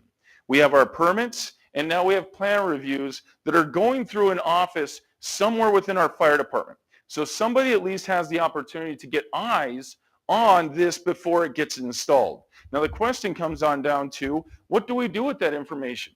Well, in the past, the fire code official would keep that information, maybe at a day room table or in passing and talk to a crew and, hey, this is the target hazard you guys have in your jurisdiction. Man, this is a scary thing. Or he might even toss out an email. Emails are great. Man, oh man, I love emails. I got 360 of them still sitting on my iPad that I haven't read yet. Can't wait to hit delete on all of them. It's going to be great. So emails get lost in the minutia, right? So how do we pass this information on to get it to all the masses? If we have an event here or something we need to worry about here in Spokane, the Recruit Academy, they may get the email, but they're too busy going through probation. What about next year's Recruit Academy? Are they going to know about the target hazard? What, you didn't look at the email from 3 years ago? I've been on the job for 6 months, sir. So emails are not an official or great way to do it, but that's how we've been doing it, right? I know we've been doing it that way. That's how I've gotten the information. And then the code doesn't talk about transportation. That's your guys' realm. Great teeth, and you guys are working on great stuff with that. Temporary storage, just transferring things. We talked about high pile storage. We finally, in 2021 for that code, we're getting that information. But what about the temporary storage warehouses? We got concrete tilt-ups all over the place. Does the Amazon mega building in your district, every district has an Amazon mega building now.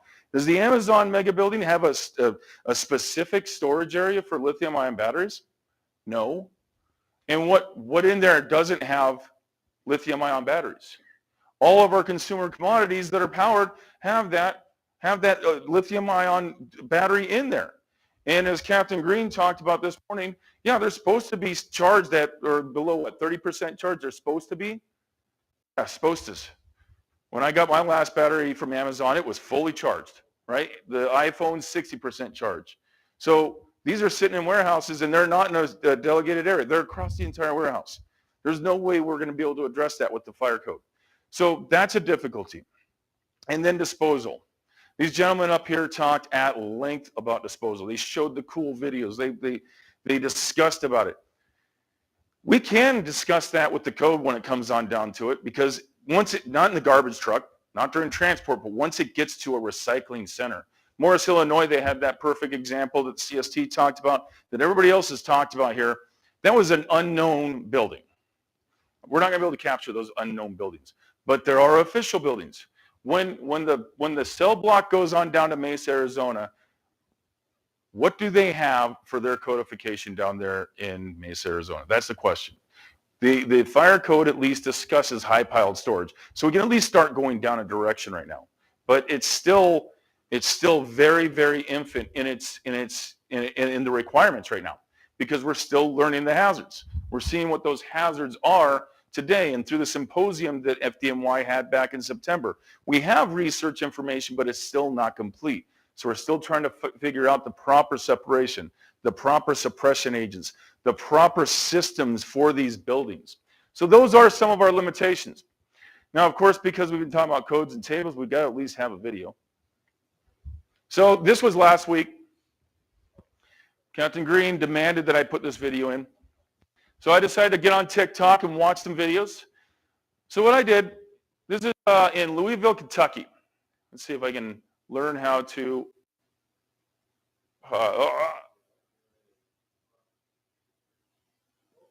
there we go. Steady hands, steady hands. So some people in here may have seen this video or a shortened version or the full version. They just came out with a 10-minute version, pretty much from fire department arrival to them giving up on it, in essence, as they would say. I would say that they finally accepted what occurred and they were doing a proper response. But I decided to string in these TikTok videos because they show the pre-responders. They show the people on scene. So like Abraham talked yesterday, I'm not disparaging this company. We can name them. We don't need to name them. You're going to see their banners here in a second. This is a lithium-ion riding lawnmower at the Outdoor Expo in Louisville, Kentucky. It's a brand new trial lawnmower that they're using. We have an EV fire. And we see here right now, all these guys are around it. They're trying to extinguish it. The initial pre-responders, they're going to do what they can to try to save this product because it's their demo product. First, they want to save face. And second, they want to try to extinguish the fire so they can try to recover some things. But the downside with this, they're not wearing respiratory protection, but they don't have it. This isn't good, but this is expected. It's unfortunate, but it's expected. The unfortunate thing, and like I said, I not want to blame Louisville Fire Department. Like both these gentlemen said, and a lot of us already talked about, it's not the firefighters and their skills and what's going on. They're not bad firefighters. They're not dumb firefighters. They just don't have the training. That's what we've been here for, right? We've had so many discussions with so many people in this room about, oh, we didn't think about that. Oh, we didn't think about that. Lieutenant Cassidy talked about, oh, I didn't think about that. So as the fire department responds, do not disparage them for their actions. It's a great training moment.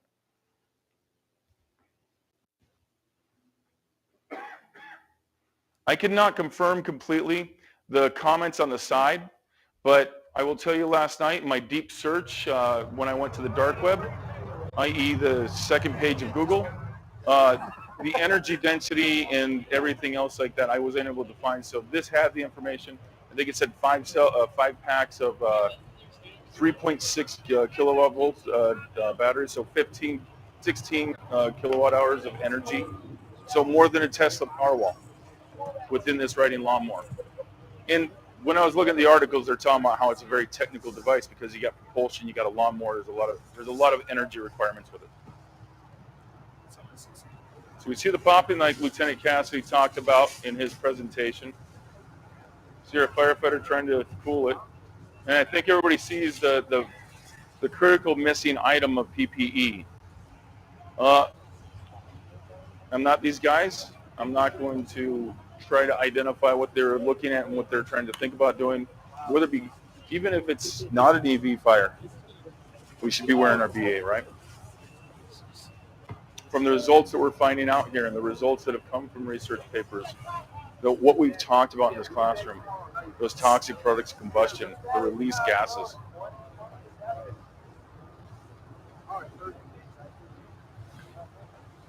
So we're trying a 1 3/4 inch, lower pressure. Now we're on to the extinguisher, exposing more firefighters. Interesting thing, and I've heard some people talking about buses while we're in here, whether it be school buses or transit buses. I've talked to a few members here from Spokane about the issues with electric buses, charging, storage, other things like that. I had the opportunity with our agency over in Pierce County, Pierce Transit. Their bus barn is in my jurisdiction. When I inspected them earlier this year, they have 9 EVs. They're all banked up on a wall along the road all together. So we're going to be looking at area separation, at least between some of them, depending on how that goes in the discussion. But as they gave me a quick tour through the Gillick buses, they have a suppression system on the Gillicks.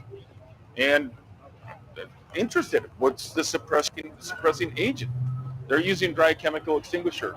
So they hit the button, the driver hits that button to suppress the batteries that are on fire. They have 2 battery banks on the top and 4 battery banks on the bottom.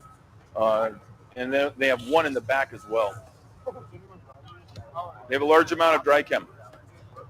And I hope the drivers have been trained that will not fully extinguish the bus, but it will buy them time. It's better than nothing. So unfortunately, throughout this, we see 3 firefighters in bunker gear, no SCBA, being affected by the products, and now we have either the engineer or an officer coming on up with another fire extinguisher, being affected by the same products. Once again, no SCBAs.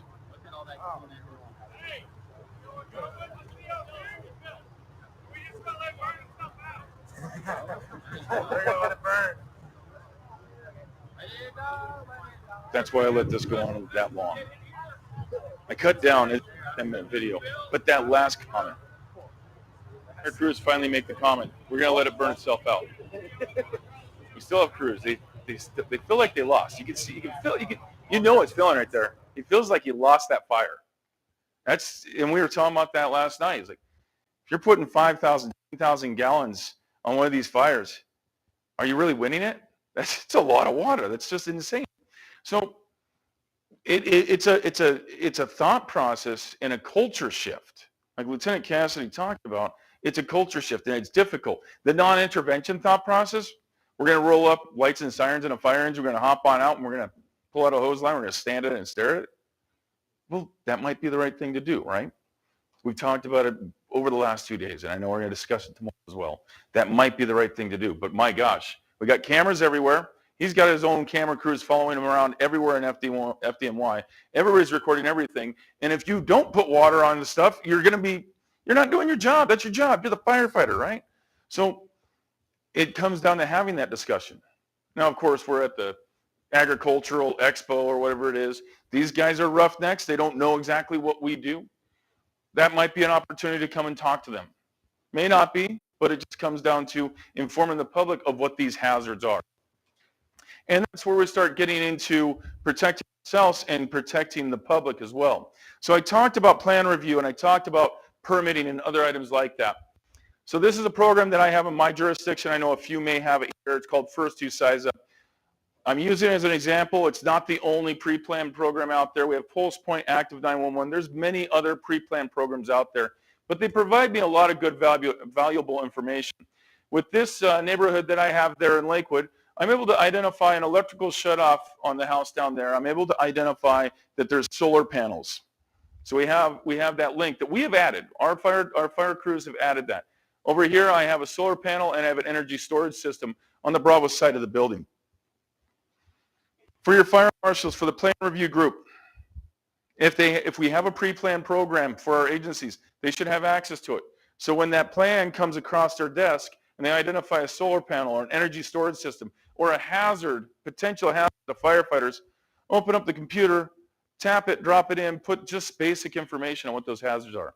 When we get an annual permit for an energy storage system, open up the program, drop down the tab for it, just give some basic information. We don't need to give a whole synopsis. I don't even think we even talk about how much energy is there, unless it's a crazy, odd, different amount of energy. For those that have ever been on the line, we understand. When I'm going down the road and I'm going 4-bell to a fire, the last thing I want to be doing is looking at a pre-planned book, looking at a tablet, looking at a cell phone. But the newer generation of firefighters, they're glued to this thing. Who in here isn't glued to these things nowadays, right? So they know how to use them. They understand how to use them. They understand how to take a quick look at that pre-plan. The last thing I want is, as they're looking at that, is to have an essay for them to read. They want to be able to take a look at those 4 or 5 bullet points, gives them a good pre-plan awareness, so now we know what the main hazards are at that facility. again, these are the 2018 code issues that we have, code requirements that I can talk about for things that come across the permitting desk as well as plan review desk. As of 2021, they're going to have annual operating permits for energy storage systems. So any that we have not captured previously, we should theoretically start being able to capture it. And no, we understand that it's not all perfect. Not all the permits get taken care of. Not everything gets taken care of. But this is a way to work with this. What if we don't have the plan review? What if we don't have that capability? Well, now we have to start talking about interlocal agreements with our power agencies. You guys have one of the most amazing agreements with them. They bought you a truck. That is cool. And that is amazing. And of course, I know that you spoke about it. I was out of the room at that time. But we're working with Tacoma Public Utilities, not to get a truck, just to get information. That's all I care about right now. Yeah, I'd love to have a cool truck, but I need information. And just trying to get the power information from my three electrical carriers that I have in my jurisdiction. One of them, they signed a contract with us immediately and said, yep, here's all the information. You want to log in for our account? Go for it. Here you go. Here's the FEMA account with all the high voltage electrical lines through your jurisdiction and throughout all Pierce County. Here you go.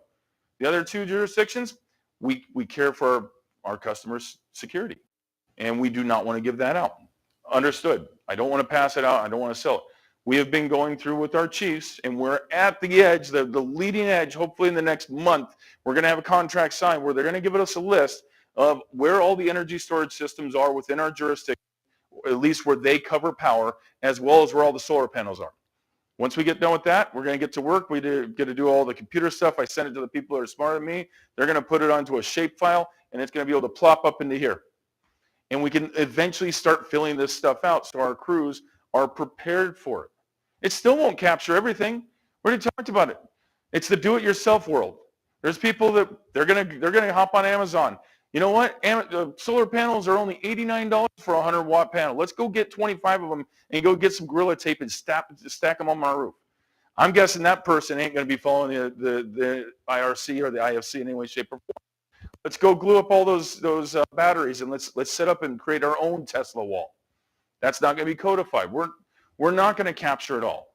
We understand the limitations, but if we can capture some of it, we can get somewhere in a decent direction. And now that you guys have gotten tired of hearing me, come on up, Melissa. I'm going to hand it on over to the Washington State Patrol because MFERS, we've heard a few people talk about MFERS, and I'm not going to tell you that I'm an expert on it, so I had to reach out for help. So Melissa from the Washington State Patrol, I don't even think you need, you're on one slide. I don't think we need to spend all day talking about MFERS, but it's really important that when you're coding these incidents, that especially when you want to use the data, that you know how to get the information in the system. USFA has provided some coding instructions. They broke it out by the electronic cigarettes. Did you say that we can click on those links? I didn't click on them. That doesn't mean it'll work. Okay. So you can go out to these websites. This presentation is going to be available for them. I can send it on PDF if you want. Yeah, maybe take a picture of the one slide, and you can get in here and get the coding information so that when you get back to your jurisdiction that you can try to capture this information. Because all of the incident data that you report to us or to our office goes into the national database, and then USFA will have access to that information as well. So we can get into the hybrid vehicles, and you'll see that you have to follow the rabbit hole in order to get these incidents coded properly. So you'll need to code it as a fire incident to get into the fire module, and then the mobile property information will be there. So you can get into the mobile property type and say that it's electric, and then document the year, the make, and the model of the vehicle. And if you can capture the VIN number, that's helpful as well.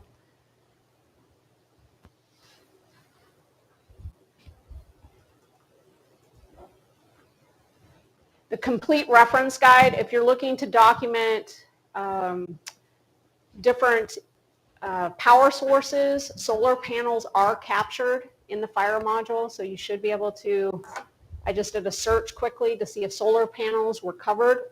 Now the complete reference guide is a large document. Those of you that are tasked with administering the NFIRS program at your agency, this is a really helpful document. This is where Alicia Causey, our Assistant Deputy State Fire Marshal that oversees this program, will go when agencies contact us about how to code incidents properly. USFA also has a basic NFIRS course that you can take. Our website also has a lot of NFIRS coding guide that you can get, and we have a link there for you to get to the annual reports out there, as well as there's incident reference sheets. There's a whole bunch of different incident reference sheets. But with these electric vehicles, it's really important that you know that in the fire module, that those additional fields that you may not look at are available for you, because oftentimes we just want to rush through documenting the incident, getting all of the required fields taken care of, and there are additional optional modules or optional fields that you'll want to capture so that when you're trying to look into what the fire causes are in your jurisdiction, and then at the state and national levels, that we have that information. Within your NFIRS system, there's also the ability to add a +1 code. I know Seattle Fire showed that they added right on the basic module, it looks like they added a field that is not an NFIRS field. It does not appear that then you would have that data locally. A +1 code means that you can add an additional digit on. So in the fire module under equipment involved in ignition, there is information in there about batteries, and you could +1 code that to say what type of battery it is. Right now at the state level, we have not developed a +1 schematic for agencies to be able to add on to their NFIRS system, but there was discussion at the Fire Prevention Institute with Karen Grove about establishing a work group to look at a coding structure. That's why I started asking New York if they had a coding scheme already, and we'll also reach out to the National State Fire Marshals Association to find out what NASFM is doing on this. This is one of my favorite topics because the gap is so it's huge. Definitely is. It makes it impossible for us to really know what we've done. It has to be done. And I understand that we have a +1 to the vehicle field, but this is obviously something. The opening screen with the categories listed. This, the battery screen that you could open, it doesn't do anything for LI. I personally think that we need an energy section there. Right. And LI, maybe it wouldn't be a part of that, but this LI thing, I mean, it's so much more than cars and battery energy storage and micromobility. I mean, it's and every single day that thing's not there, we get we're less likely to be able to convince some politician that this is an issue, because they won't want anecdotal stories. They want data. And so we're hurting ourselves. And it's funny, this thing seems to be a hard thing to change, and I don't really know why. So there is discussion at the national level about overhauling the NFIRS program, so I don't know where that's going to end up. The discussions have just started this year as far as what I know, and NASFM is fully engaged, the IFF is engaged, so we'll see where USFA takes the existing system. We have put in several requests for changes, and hopefully we'll see some of those initiated through these changes. So we'll continue to work on it. Yes. Yeah, data is really important. Data is really important. So if we're not looking at our NFIRS data, we need to start doing so. And of course, that's one of the difficult things with this is right now, like Captain Green and Mr. Tom, we don't have anything. And it comes down to, if we're trying to get grant information, if we're trying to identify how much or how pervasive this is, we all anecdotally know. So obviously, Melissa's working on that. We got 2 emails here. If you guys want to have any more information, I wanted to make sure to her to have that discussion and speak on it, because she speaks so much better than I do on that. But once again, Captain Green showed, and he talked during his presentation, that you guys have a tab on your guys' reporting for LI, right? So once again, she's another great resource, Dr. Karen Grove from Seattle, to give any guidance on the first for that, and if you wanted to replicate what Seattle did, or if we continue that discussion with the state. Because my hope, no matter what, is, and I think everybody in here can be in agreement, is across the board. We want to, so then we don't have to search and pluck for data between Renton, RFA, West Pierce, Seattle, or any of our other agencies, that it's in a different spot. And that's why we want to work with the state and the national level so we can have that discussion. So obviously, those are the references to guide for that. But and it does come down to talking to your boots on the ground. The boots on the ground have to do the appropriate reporting, and sometimes that's painful. But we have to get that appropriate reporting so that we can identify that information.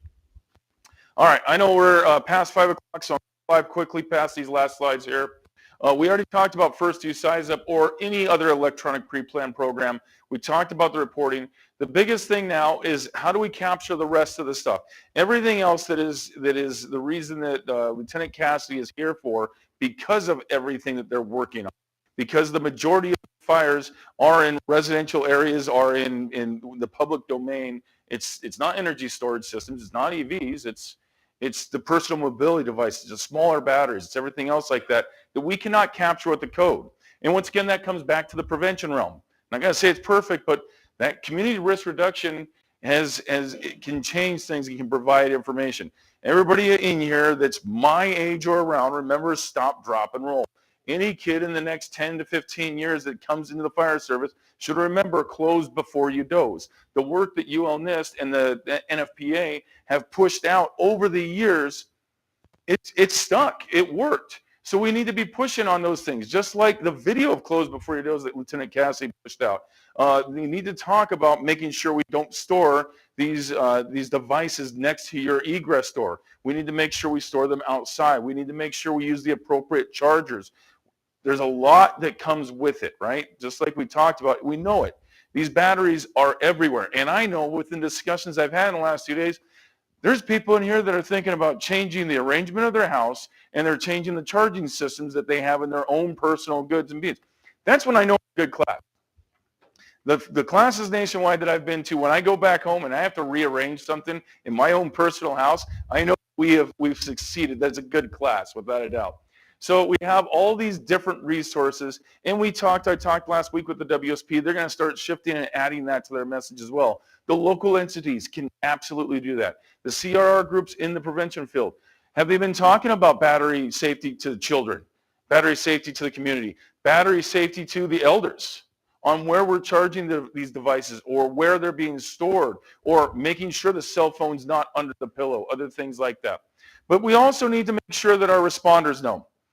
After this symposium or this town hall here, I know that we're going to go back and we're going to discuss to a few people around the day room table. Are we going to be sending out an email? Are we going to be sending out a discussion? Are we going to be adding at least a brief training on whatever training platform you have to your responders to give them this information, to give the information that Lieutenant Cassidy provided to us and FDNY provided to us? Are we going to pass out that information? I have an email that I drafted 3 weeks ago, and I talked to my training division. I was like, I want to send out that Google Drive.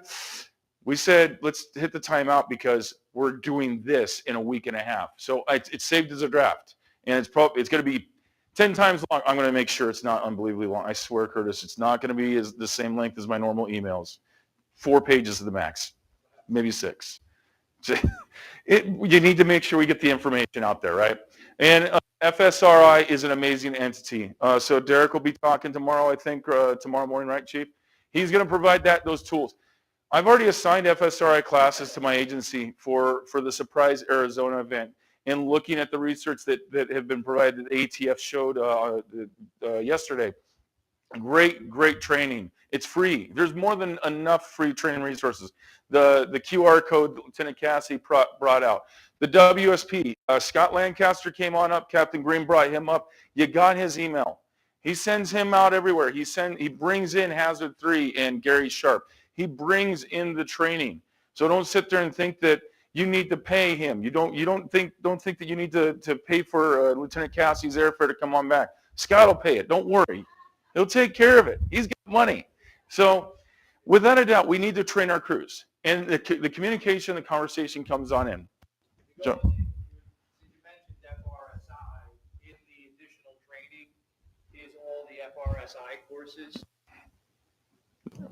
So in the Google Drive, if you go into additional training, all the FRSI courses are available for a QR code, so you can just print out that document, post it in the firehouse, and everybody has access to it. Perfect.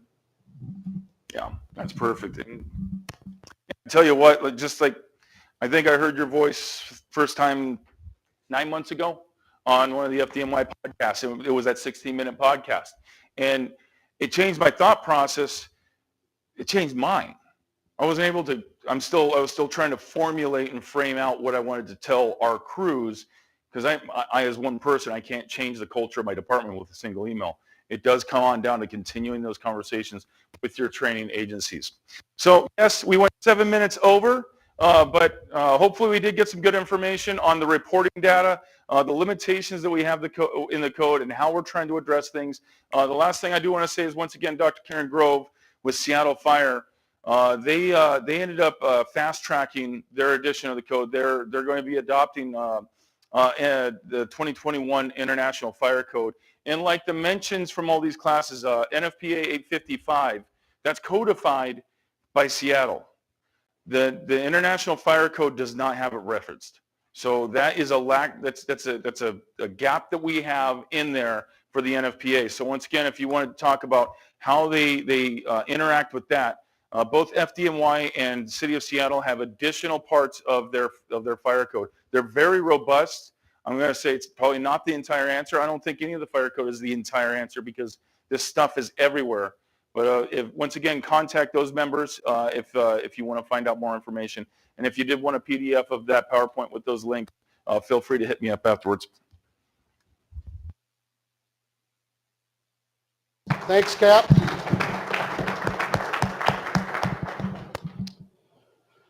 All right, folks. So for tomorrow, we have DOT speaking. We have UL giving a summary of the work that they're doing. And then finally, we have ATF just briefly presenting on the work that they've been doing all day and yesterday. Tomorrow, we are taking the EVs up to Deer Park, and we're going to be burning the EVs at Deer Park. None of us have to leave, but we'll go ahead and put that up on the screen from where they're doing it over at the airport. So that should be interesting, something fun to watch, and the data should be just as compelling. So that's all I have.